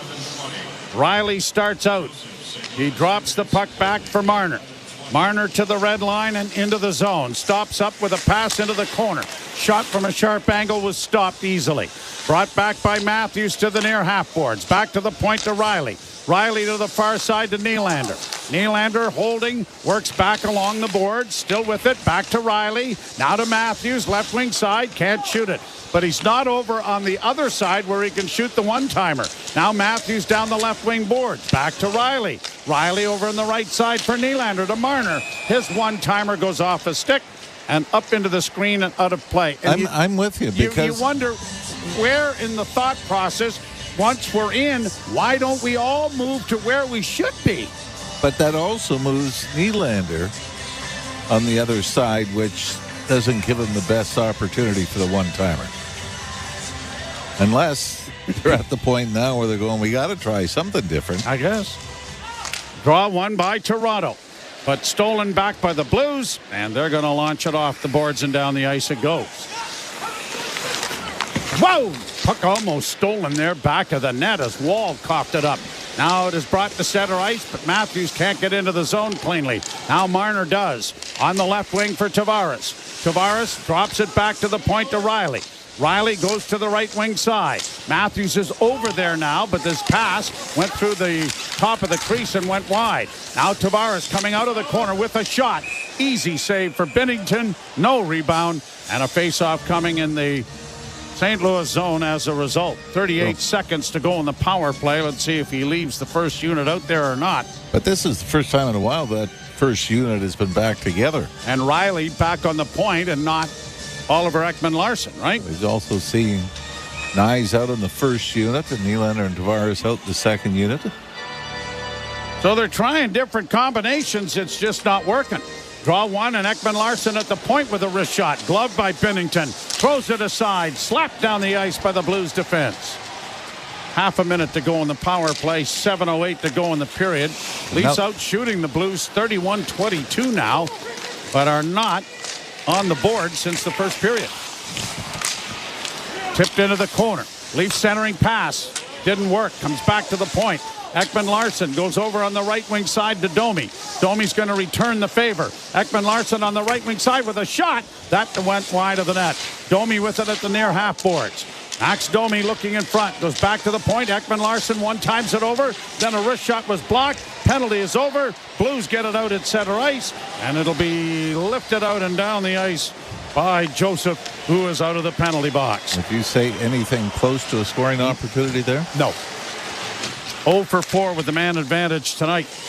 And the 8.8%, 32 in the standings is going to get worse. 3 for 38. Pass to the side of the goal. Rebound in front. They score! The fourth line says, get me on the ice. And it is Steven Lorentz who comes up with a loose puck in front of the goal, and the Leafs get on the board after the power play is putrid. As we mentioned just a little earlier, that the Leafs in rebound chances this year were first. They were third in goals scored. Both goals tonight coming off rebounds. This was thrown from the left wing boards. David Kampf, give him credit, goes to the front of the net to provide the screen, a little tip, and he's able to knock the puck loose for Steven Lorenz to swoop in and swipe it past Jordan Binnington. Well, Steven Lorenz only had one goal last year with the Florida Panthers in 38 games. Has 2 already this year as a Leaf. So the fourth line comes up with a huge goal to give the Leafs some life here. A centering pass for Matthews didn't connect. Kept in at the blue line then by McCabe. Marner after it, and Matthews comes out of the corner with it. And had it knocked away, and the Blues are breaking out at center. Steven Lorenz with his second goal of the season. After the Leafs power play was just, it almost should be a situation now where they decline the penalty. Yes. Will take the yardage. And along the boards, Buchnevich plays it around back of the net. Wrap around attempt doesn't come. Centering pass, and that was blocked in front of the net. A huge block by Christopher Tanev. And it's cleared down into St. Louis territory. That blew the stick right out of Tanev's hands, but a great block. Ekman-Larsson now trying to lead the rush out. 5-on-5, the Leafs have been excellent. Now here's Nylander with a centering pass. Oh, and a juicy rebound off Binnington. No one there to take advantage of it. And a good hit sends the St. Louis forecheck out of the way. Nylander getting it up on the wing. Pass off on the boards now to Riley. Return up on the right side. Leafs in across the line with a wrist shot. That was stopped. The rebound. Back of the net. Willie trying to come out with it. Got it back into the slot. Off on the wing. Nylander can't keep it in. Blues breaking on the right side. Here's Kyrou. Shooting. Rebound. Knocked wide as Nylander got back at the last second to deny the second opportunity. Leafs clear the puck to center ice. Unable to get free there was Holloway, who lost his helmet and has to go to the bench as a result. 4:16 to play in the third. The Leafs need another to draw even. Brought in on the right side, Texier. Knocked off his stick by Timmins. Puck around back of the net with Tanev after it. That whole situation came about with a great shot block by Christopher Tanev. Pass off of the skates of Domi. He'll get it up on the left wing. Bobby McMahon driving. Got a shot. Big rebound off of Binnington. No one there driving the net. And it was a juicy rebound. That was a smart play by McMahon. Go far side, right off the left pad. Shot in by Ekman-Larsson. Round the boards to the far side. Buchnevich playing it up on the wing. It'll clear to the line, but not out.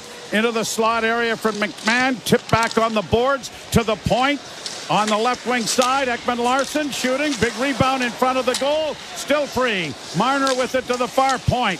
Kept alive. Marner looking for a return pass. And it's going to go off a blue stick and come to center ice. Leafs getting a change in. Here's Marner down the left wing boards. Sends it into the corner for Matthews. Matthews up against the wall waiting for support from Nyes to arrive. Nyes chips it back to the goal. And Parenko gets it up on the wing. And the Blues get it out with 1:37. And apparently goaltender Wall, still in the net as we see him now on the screen. Up on the left wing boards it comes to Nyes. Nyes to center. In on the boards with 2:47 left in the third period. Played down into the corner. Hit by Matthews allows Riley to keep the puck in. To Matthews in front for Nyes. And a one-timer is stopped by Binnington. Maybe his most important save of the game right there. Blues getting it out.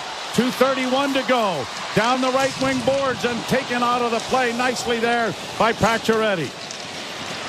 Max Pacioretty with speed coming through the neutral zone and in. Long shot deflects wide. Gets to the rebound. Centering. Chipped by Tavares just wide of the goal. Nylander unable to get to it. And the Blues send it down into the Toronto end. Back to the goal. It's cleared there by goaltender Wall, who will be edging to the bench here momentarily, one would think. Here's Nylander. Up on the right side. Shot in by Nyes. Tavares after a loose puck, but the Blues getting to it and getting it off the boards and back down into the Toronto zone. Still can't see the goaltender, so we're assuming he's still in the net. Brought back at center ice. Brought in on the left wing now, and down into the corner goes Marner, and he stops up at the half boards.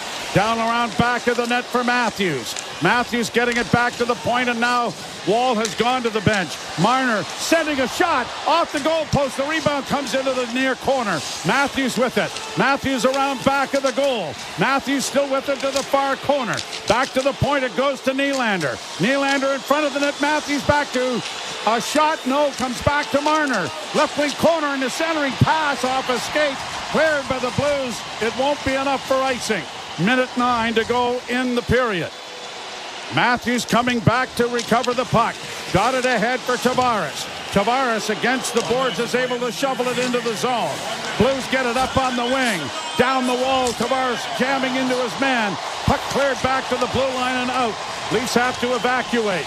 We could really use a whistle here. Down in along the boards, though. Unable to keep it in. It's shot out at center. Now a foot race with an empty net. Buchnevich still with it. Buchnevich shoots and scores.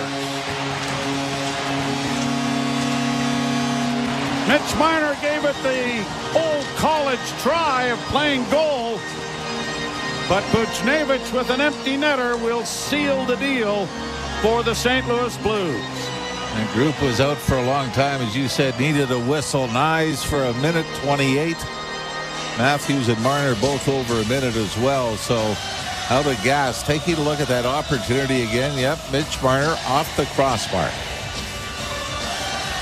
That close to tying it. They did it a week ago against Boston when Matthews scored with the goalie pulled to tie it against the Bruins. But here, Marner off the crossbar, and then Austin Matthews on a one-timer had a great opportunity as well. But the Leafs are going to lose their second game to the St. Louis Blues in a span of about 10 days. Fourth goal for Buchnevich.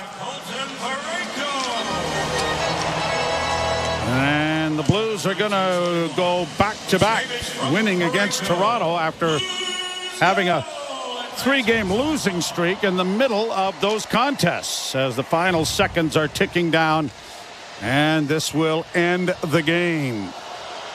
So the Maple Leafs will move on to Minnesota, having their win streak snapped by the St. Louis Blues, and former Blues coach and Stanley Cup champion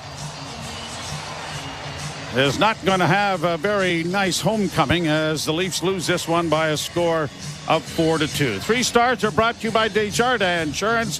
Get insurance that's really big on care.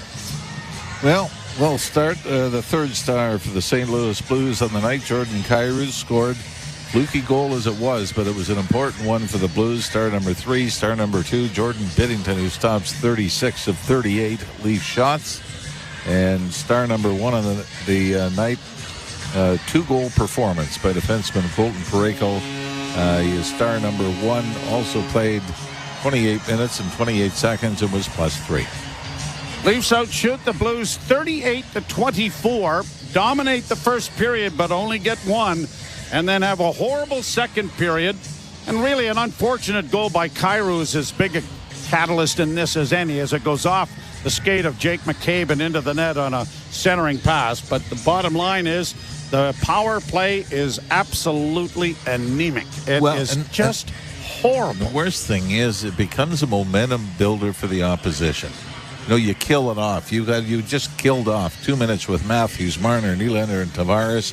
Boy, let's get going the other way. And you could see teams, every time the Leafs fail on a power play, it seems the opposition comes back with some pressure the other way. So the Leafs will head off to Minneapolis, St. Paul, where they will tangle with the Minnesota Wild tomorrow. Note the time, 6 o'clock start. Now your clock gets turned back, so that is almost like a 5 o'clock. No, I'm all confused. Yeah, you got the time difference, too. I got the time difference. No, never mind. 6 o'clock. Check your local listing. Eastern Standard Time, not daylight savings. All right. We will ship off for the post-game show. And Eilish Forfar, Justin Cuthbert coming your way. You've been listening to Molson Leaf Hockey on Sportsnet 590, The Fan, and the Maple Leafs Radio Network. 'Tis almost the season, and you've got a sleigh load of holiday channels to... Hey, Insiders. Not the night we wanted. Not at all. It was close. We at least got back and got it close. Couldn't quite finish it off there with the empty net goal there by the Blues. But wow, what a night here on TSI. My goodness, I'm exhausted. It's been a crazy day, and it's still going. Just shut down the CFL Western semifinal. So the Rough Riders get it done over the BC Lions. They will play the Winnipeg Blue Bombers next Saturday. We'll be live right here on TSI for that one. As well as the Argos moving on to meet the Als. Steph, you might be sleeping, brother, but that's going to be a fun one next weekend. But all right, guys, thank you so much. What a night of support. The support tonight was absolutely amazing. Zippold, Pierre, Mary, Igor, Mark, Devin, Steve. Wow. Thank you guys so much. Over $200 in Super Chat donations tonight to Toronto Sports Insider. That is almost, I think, all of the Super Chats that we got in the Leafs playoff run last season when 100% of that went to SickKids Hospital in Toronto. Guys, this is absolutely insane. I thank you so much. I can't say it enough. And you guys are probably like, why is this guy so annoying? Gets on here all the time saying thank you all the time. It means so much to me and my family. We can't explain it. So thank you so much. Let's go Leafs. Let's get it done tomorrow night in Minnesota. And that's it. We got to get it done tomorrow night. We got to get a victory. Can't have back-to-back road game losses. To the post game, I'll let it run. As always, team, cheers.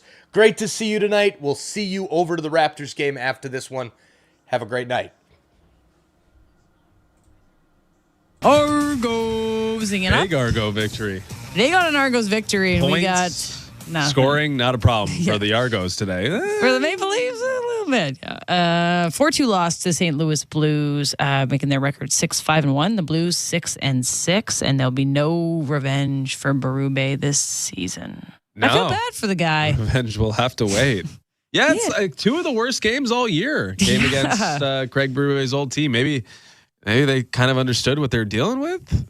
Yeah. I don't know how much you can take from that, but yeah, kind of not like completely lackluster, but definitely disappointing in terms of the effort, the productivity, what was put out there, the output, I guess is what I'm trying to say. Yeah, it's kind of disappointing that Berube is going to go over 2 in the Berube Bowls, given that there should have been a better effort there. All right, so a bunch to go through on our postgame show, and we're going to try to get some of the live audio from the Leafs players and maybe the head coach himself. But let's start with some of the main sad points of tonight. Leafs now 0-4 tonight on the power play in the loss. And you know what? Some of them were like 30-second power plays. But you know what? It's going to look bad for the numbers. But NHL were 7.9% on the season, which is just incredible considering the players and the goal-scoring talent and the ability to make plays all on the ice at once. Just cannot get it done. It's pretty brutal. Like, there's no way to sugarcoat it. And so lost that they were going back to original power play structure and personnel by the end of the game. Just completely flummoxed is Marc Savard. It seems not a great look. Like, there are a lot of guys who, well, maybe not even that many, to be honest, in terms of like really, really hot seat, like look within. What is my role here? Maybe Nick Robertson's feeling the heat. Maybe there's some Leafs that to a man, things aren't going particularly well. But if you had to single out one guy who's losing sleep over what's happening, it's got to be Marc Savard. There's no excuse for the power play to be a league worst when you have the likes of Austin Matthews, Mitch Marner, William Nylander, John Tavares, Morgan Riley, Oliver Ekman-Larsson, et cetera, et cetera, et cetera. There is no excuse for it. And it portends bad things for Marc Savard. Can an assistant coach lose their job? It would be somewhat unprecedented, but they've got to make a change. Not a change with like Marc Savard, but they've got to get into the lab and figure something out because this is not going well at all. Yeah, it's hard because you just you mentioned something else. Like they tried, trying something completely different. That didn't work out. I don't know how you're supposed to fix it when everything isn't working. Like you've tried a smorgasbord of players. You've tried loading it up. You've tried evenly distributing. It's a mystery to me. It is maybe one of the biggest mysteries of the NHL season so far, how the Maple Leafs have the worst power play. And it doesn't even look threatening. Like, it'd be if you're like, oh, wow, we rang 3 off the post today, and wow, Jordan Binnington was unbelievable. But it didn't feel for 1 second like they had anything cooking. No. And that it's felt like that the entire season. It's a huge problem. Armin sending us another stat. Maple Leafs 0 for 18 power play on the road. They set a franchise record for the most opportunities without a road power play goal to begin a season. All right, we know it sucks. It's brutal. There's the stats, and they're not going to get better quickly. So we'll try to figure it out, but they don't know. So Lorentz was good. He got a goal to kind of make things interesting there in the third, but it took the fourth line. It took a little bit of something scratching away to get some life in the third period.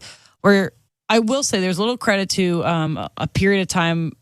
It's like midway through the third where all that chaos happened. Yep. Matthews shoved somebody. That's the highlight of the game for me. Yeah. Austin Matthews actually like showing some aggression, standing up for a teammate, absolutely drilling. It was Ryan Suter kind of from behind, but in response to a bit of a cheap shot on Mitch Marner. Like, that's something we have not seen with the Maple Leafs, and more specifically with the big guys. I loved it. That was highlight of the game for me. And it took until the third period for like a little bit of fight. And Matthews isn't a guy that's going to drop the gloves or be the rah energy rock'em sock'em guy. But when you're wearing the C and your team is losing 3-1 and you're losing another opportunity to give your coach that boost against his former team, somebody needs to step up. And I think the captain just laying someone out, going in the box isn't great, but it just gives the team something to rally behind. And then there was a crazy scrum where poor Pontus Holmberg, I don't know, I've never seen that guy with so much anger, but it was a bit of a messy one there. We'll throw it to Mitch Marner. We want to listen to Mitch Marner post game. Yeah, let's do it. All right, here he is. What do you make of Austin sticking up for you in that situation where you're at the net and you take good hits? Yeah, it was great. Gave him props. It's one that you kind of shocked that we go on the penalty kill for, but it is what it is. Hockey game out there, it's competitive. We got each other's backs. I know we asked you about the power play before. You guys kind of overloaded back toward the end there. What do you think is not clicking? It's a great question. I don't know. We're working on it nonstop. We're trying to figure things out. It's not like we're not. So, we just got to stay patient with it, keep it going, keep practicing, keep talking about what we can do better, and find ways to be better. It'll eventually click. So we can't get frustrated with one another. We got to stay confident, and we got to know that we're doing the right things, and we will get results. Thanks, Mitch. Thanks. All right, that's Mitch Marner. Not many words. They're working on it. They're working on it. It's not like we're not. Justin, don't ask me that. It's not like we're not working on it. But I know I can't imagine them not being a little ticked off, because this is now like, it's brutal. It's franchise worst. So you're the worst power play in the league.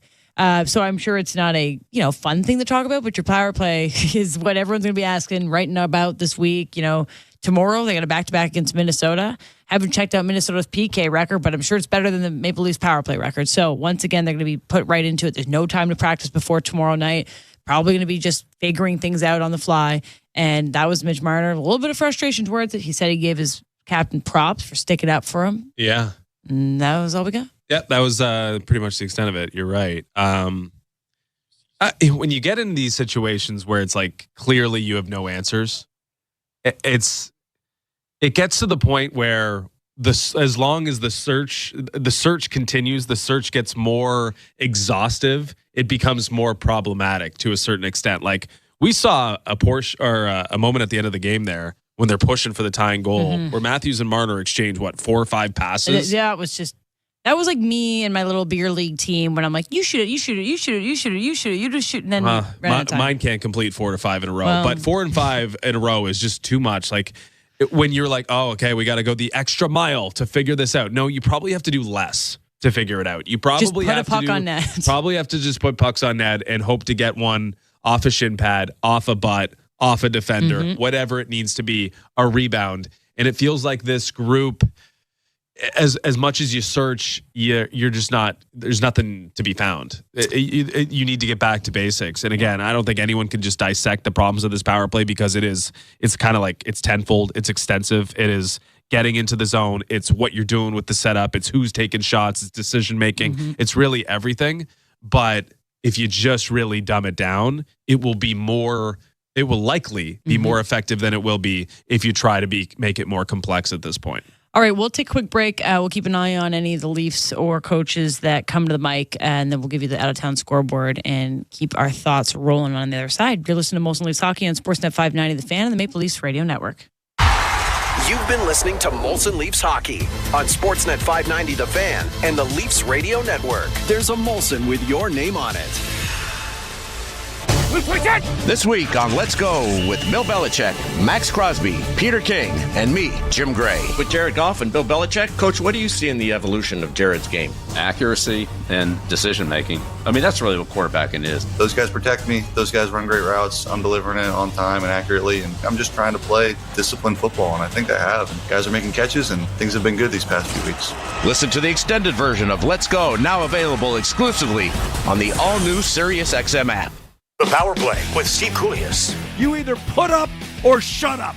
Marchand does, Doughty does, Stone does. And if you don't have enough of those players, get rid of them, because they'll make you lose.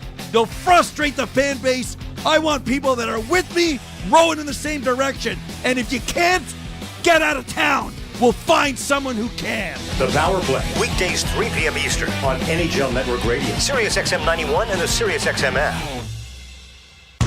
Hockey 24/7 on SiriusXM NHL Network Radio. This is the NHL. These are pros. You don't want guys to put good power play units on, don't take penalties. You don't want good power play units to score goals when you've given up a whole bunch, kill them. You don't like it, do something about it. If you want to reward your guys who had a good game with a chance to get some more goals and points, do it. If I was a coach, I wouldn't care. Who cares? Worry about your own team. Don't worry about mine. SiriusXM NHL Network Radio, SiriusXM 91, and on your schedule with the SiriusXM app. NHL Morning Skate. Michael Bunting of the Pittsburgh Penguins. You've always had the great ability to play with great players. I think my style of play complements the top dogs, as you will, like kind of go to those harder areas in the corner in front of the net and kind of create space for them and get them the puck and, help them create offense off of that. So kind of found a little niche with that. NHL Morning Skate with Scott Laughlin and Gord Stellar. Weekdays 7 a.m. Eastern on NHL Network Radio, SiriusXM 91, and the SiriusXM app. The big names are on NHL Network Radio. The head coach of the Carolina Hurricanes, Rod Brindamore. Could check off making that jump last year. What do you see in the net? The kid wants it. That's the first thing. Is he going to be the guy that we're looking at this year to get after it and take a bigger role? Maybe. But we still got Freddie in here. I think he's got something to prove. So I think we're going to have a good battle in the net. SiriusXM NHL Network Radio, SiriusXM 91, and the SiriusXM app. From in the crease to in the... What's up, insiders? Thank you so much for hanging out with us tonight on Hockey Night in Canada. Man, always love the Hockey Night in Canada games on Saturday. Just wanted to drop in the chat here and give a shout out to the 55,191 insiders who have helped create this awesome, amazing place to hang out and watch sports, most notably our Maple Leafs every single game. Now let's get back to the hockey. Let's keep it classy. Thank you for always doing that, and we'll see you back in there. Cheers, insiders. Tonight, second time in just over a week, 4-2 for the Blues tonight at home when they honored Craig Berube. And he got a little standing O, and you broke down the tape there. I was breaking down the tape. Like they had a great video. The St. Louis Blues Twitter account did a split screen of what was on the video board and what was on, and how Craig Berube was reacting. And you could see him trying not to look, and he looks down, he looks back up, and he's really chomping on that gum, Yeah. I think he was trying to not get emotional. He was kind of he was there for the moment too. Because it was a speech that he delivered. They were playing his probably really in Game 7 of the Stanley Cup Final. I would just assume. And then right after the speech, he breaks into the wave to the crowd. So he was ready. He knew the assignment. He delivered. It was pretty good. He did. So Leafs lose 4-2. But let's take a look around the NHL scoreboard presented by Bet365. Whatever the moment, it's never ordinary. At Bet365 must be 18 plus. Ontario only. Play responsibly. Visit ConnexOntario.ca. All right, let's roll through it. The Panthers beat the Stars in Helsinki. That's 2 straight in Europe for the Panthers over Dallas in Stanley Cup potential preview, maybe. Bruins 3-0 over the Flyers. The Blackhawks got a 4-3 victory over the Kings in a shootout. Shout out to Mike Fuda, who might be listening. Feuds, The baby. Capitals Saturday night listening, eh? Capitals get a win 7-2 over the Blue Jackets. 3-1. The Penguins beat the Canadiens. Senators shut out the Kraken 3-0. Red Wings get a 2-1 victory over the Sabres. And the Predators, end of 2, have a 2-1 victory, or 2-1 lead, over the Colorado Avalanche. Still to come tonight, Emotional. Utah and Vegas, Canucks and Sharks. All right. We had Joseph Woll. No, not worth it. We don't have him. Okay, we don't have Joseph Woll. How did he play for you tonight? It's a big spot for him. He's got first start of the season. It's hard to nitpick, right? I mean, 2 Parayko bombs from the point with traffic in front. Okay. A very fortuitous bounce off Jake McCabe's skate. Was the sandwich goal, the bookended goal by those 2 Parayko bombs. So it's not like he was beaten clean. Was he terrific? Was he as good as Binnington? I guess we can't really say either of those things. It was fine. And Joseph Woll has been fine in pretty much every appearance. I guess his worst would have been the last time. But yeah, Joseph Woll was fine for me. Binnington maybe giving some hope to Canadian hockey fans ahead of the Four Nations faceoff. Let's hear from head coach Craig Berube. It's things like that, managing the game. But for me, it's, playing the way we played in the first period. We didn't do that in the second. Is it just focusing on habits and repetition? Well, that is. It's, for sure. I mean, there's no reason to change. It was a real good first period. Yeah, you'd like to come out with maybe another goal, but it didn't happen. We're up 1-0. And we just didn't stay with it. Ended up, giving up 3 goals. Speaking of the way the game was managed, how frustrating is it there where McCabe takes that extra penalty there when it looked like it was just going to be 1, and then late again, Matthews stepping up for Austin? Well, that call, I have no problem with Matthews doing what he did. I mean, Mitch Marner got drilled at the side of the net. Should have been a penalty. They missed it. So, for sure that's a penalty, and they missed it. And, he's sticking up for his teammate there. I have no problem with that.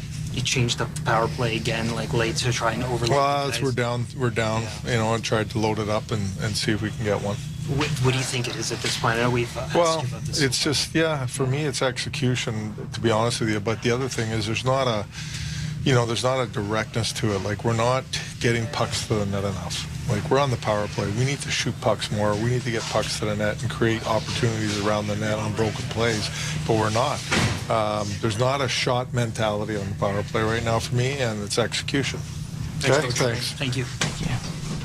All right, that was head coach Craig Berube after a 4-2 loss to his former team. Okay, one thing there bothered me. Yes. We loaded up because we needed one. You need one. It doesn't matter if you're trailing in St. Louis, you're up against the Kraken, you're having success against Boston, whatever it may be. Like, you need power play goals. If the clearest path to a power play goal is loading up your unit, the unit should stay loaded, should it not? Yeah. Like, what are we doing here? So the question was asked about, later in the game, he changed up the power play unit. I forget exactly who was on it, but It was the main guys, yeah. A Nylander may have lingered out there, but I think it was who you would expect. Maybe it might not have been Riley, but it was the core 4 guys. So he said in the Craig Berube just there with our postgame, shoot pucks more, not direct enough, not enough of a shot mentality. Okay, so when you think of shot mentality, like, I don't know, Mitch Marner, he likes to make plays. Matthews can shoot, but that's one guy. Who else has a shot mentality? Willie's a good playmaker. He shoots sometimes. Matthew Nyes, if he's in front of the net, is he shooting? I don't know. Like, it's just like, think about it. That's what Craig Berube is saying is I need a power play unit that shoots pucks more, that has a shot mentality. They're not being direct enough. They're playing on the perimeter. So you got to pick 5 guys that are just going to fire the puck at net. We saw Kyle Connor the other night. We were watching shot mentality, Winnipeg, that guy. and it was just like, they're in the zone and they move the puck over and it's immediately through bodies. If it hits a body, it's, hey, let's puck retrieval. Let's get it started again. It is the quickness with which they were doing things, that being the Jets, that was what made it effective. The Maple Leafs, it's too methodical. It's waiting for the perfect shot. It is the decision making. Pretty plays too. When you don't have a shot. Like, I honestly think Mitch Marner shoots the puck every time he shouldn't and doesn't every time he should. At like almost a 100% success rate in that vein. Like the decision making on when to shoot is something that severely lacks, and the talent to shoot it, despite all that talent, despite all the money, despite what you do at 5-on-5 and what you can do, just in general with your skill set, they don't have the best shooters of the puck, especially when they split William Nylander and Austin Matthews. Mm-hmm. When those two are split, they simply have one shooter on each unit. And that's easy to defend against. Like, yeah, clearly. If you just stand in the lane where Austin Matthews can't get the puck, or if he does get the puck, he doesn't have a lane to shoot, then you're limiting your one threat. I don't know. It's got to change. To me, Matthews and Nylander have to be on the same unit. Yeah. Without Mitch Marner. Potentially. And or at least a change of position. What if it was, he should not be on the flank. He should be low. Like, you could dish from low. Yeah, he's very creative. I don't want you in front of the net necessarily. So put Matthew Nyes in front of the net. Yeah. Because he's scoring all of his goals, and he scored more than he has ever. Big body. Right in front rebounds, of the net. 15 not afraid feet to stand in there. Physical. So there's Matthew Nyes. Boom. In front of the net. You got Willie. You got Austin Matthews. So you got two more bodies. Maybe OEL. I think he's got the better shot. So it's more of a OEL, threat. and then you've got one more person. I'll give it to Mitch Marner, but what I want you to do is not be stationary. I don't want you on the flanks. I want you kind of roaming around, creating different we didn't angles. really change much other than John Tavares. Well, that's the one thing that they've moved Tavares, but they have not said, you know what, John, let's sit this one out. John has been treated as, you're equal party, equal core four guy. I mean, John Tavares has some naturally talented net front skills. What he can't do and what he doesn't do is stand in there and screen the goaltender with enough effectiveness. He doesn't create havoc in front of the net. He is able to make passes down low. He's able to finish in tight, but he's not getting those looks on the power play, and he's not creating the traffic needed for Matthews, Nylander, Oliver Ekman-Larsson to get those hard shots through goaltenders who can't see. All right. That's a lot of talk about the power play because this is really you're just losing a lot of points. You're leaving a lot of points, a lot of opportunities on the line when you have the worst power play in the league. Right now, the Leafs record, I said it was 5-6-1, I think it was. At this point, 6-5-1. 6-5-1, yeah.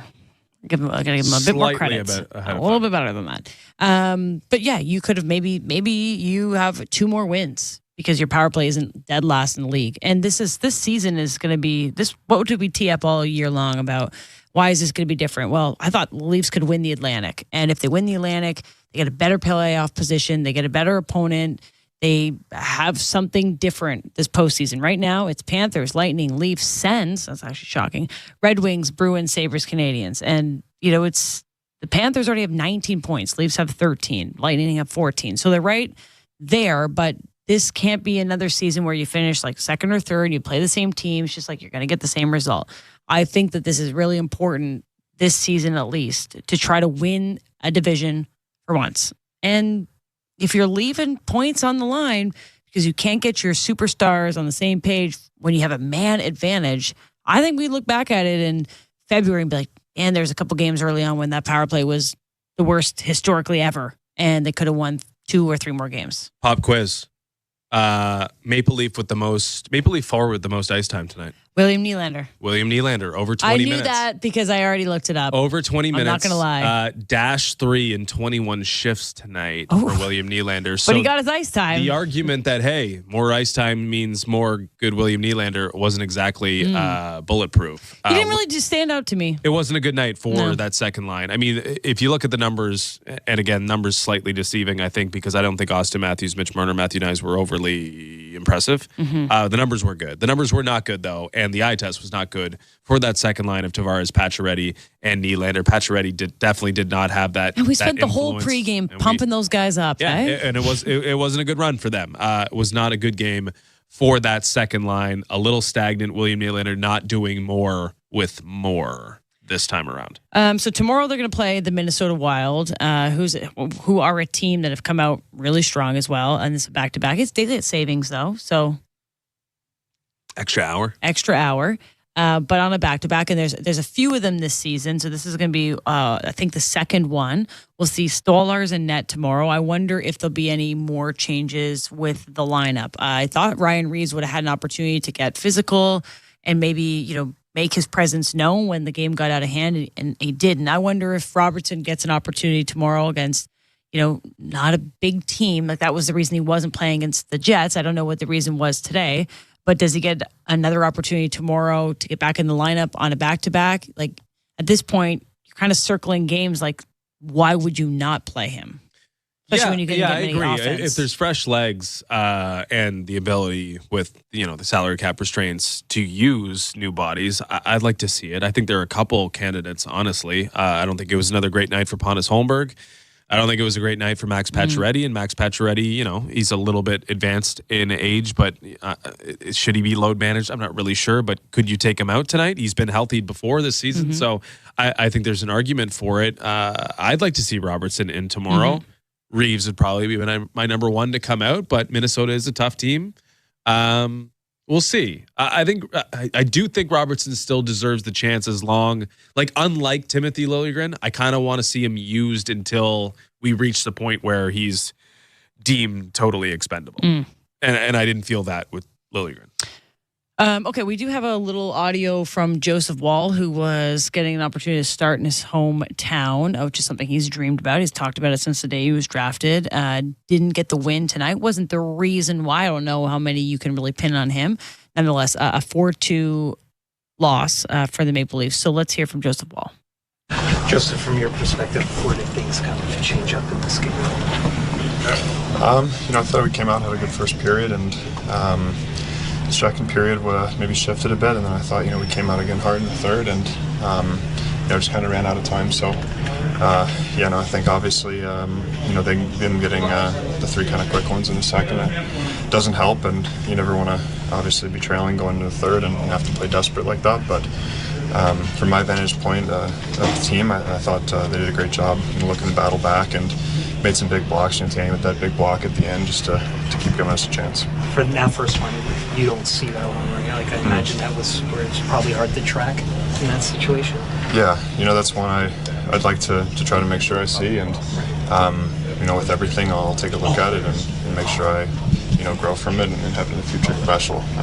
Just knowing I have all the support from all the people I've been with growing up, and it's tough because it's really cool, and at the same time when the game comes on I have to kind of push it away and try not to think about it too much. But I think especially for my family too, I know my mom and my parents, my close family and friends and stuff, it's got to be a pretty cool moment for them too. From a confidence, from a health standpoint, how big is it for you to just get these couple of consecutive games in a row and get maybe more of a game feel for it? Yeah, it's good to get back in the swing of the season, and I'm happy they put me back in and give me a chance to play here in my hometown. And like you said, I think it's just getting back into that rhythm, and I was happy with how I prepared and responded, just not the outcome I wanted. Thanks, Joseph. Thanks, Joseph.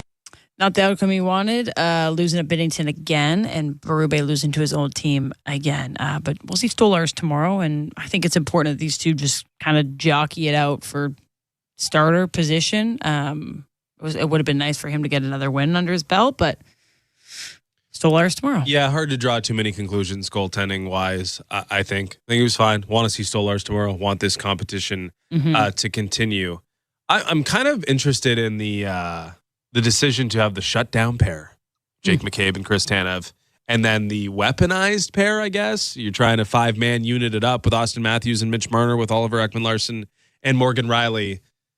You never formulate your pairings based on the opponent, I don't think. I think that would be somewhat unprecedented in your hockey career. Would you ever be like, oh, we're facing this team, so let's have a shutdown pair tonight as opposed to the next night? No. Probably a little strange. But you look at this Blues roster, it's like, who are you trying to shut down? Who are you really throwing your they were defensive missing a lot of their stalwarts stars. out? And maybe you look at it on the flip side, it's like, okay, because we don't need that balance per se. It's not the most gifted offensive team on the other side.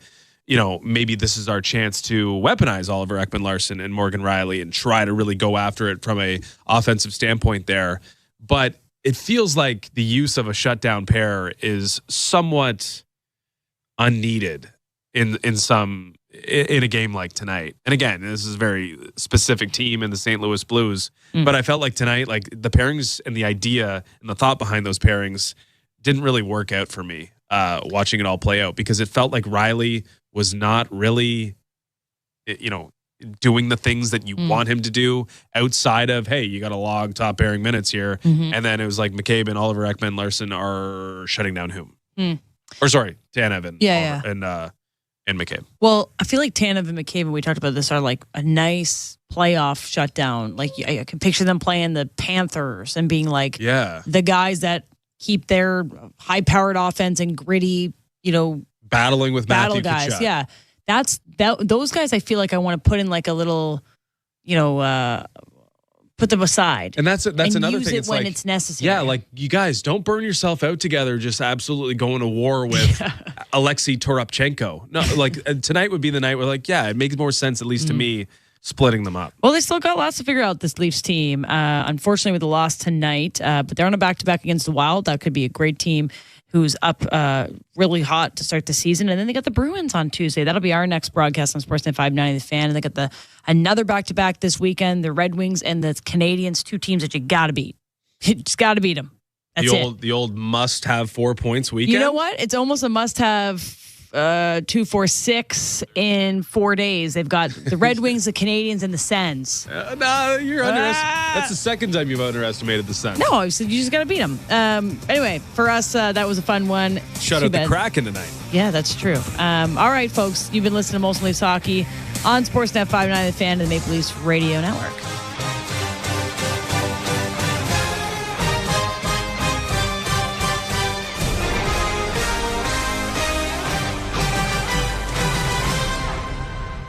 Getting my Honda CRV has opened the door to adventure. With Econ Mode to maximize fuel efficiency, I'm free to explore. And with tons of cargo space, it's easy to pack for getaways. My dog, camping gear. It's like I've discovered a wild, adventurous side of me.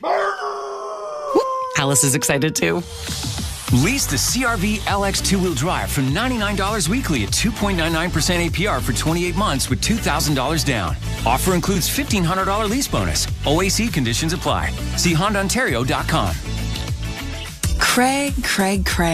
Craig likes it warm. Craig loves 71 degrees Fahrenheit. Craig doesn't understand Fahrenheit. But Craig does like to save money when he's at work.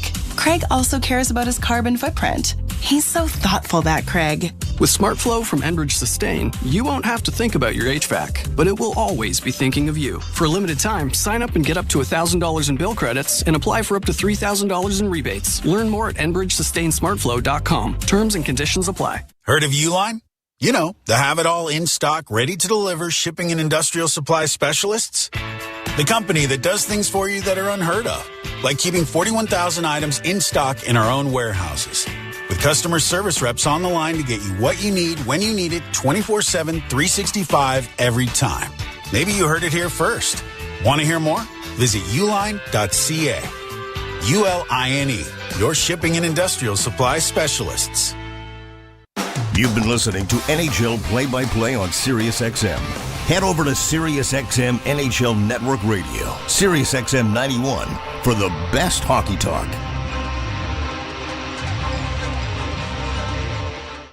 Can I trust each one of the players that are going out there to not only to do their part from a strategic standpoint, be in the right position, be in the right places at the right time, but not get undisciplined and take poor penalties at the wrong time because their ego is bruised and someone took advantage of them, then being able to hold all that in check. So there's just so many dynamics to think about for a team in order to overcome all the obstacles to win a championship. And it's fascinating to me. It's one of the reasons I was able to play 26 years, because once you do it, you understand how fun it is, but also how complicated and intricate it is to kind of get not only the team from a physical standpoint to come together, but how a team comes together emotionally, mentally, and the spirituality around a team and the respect that lives inside that locker room is incredible.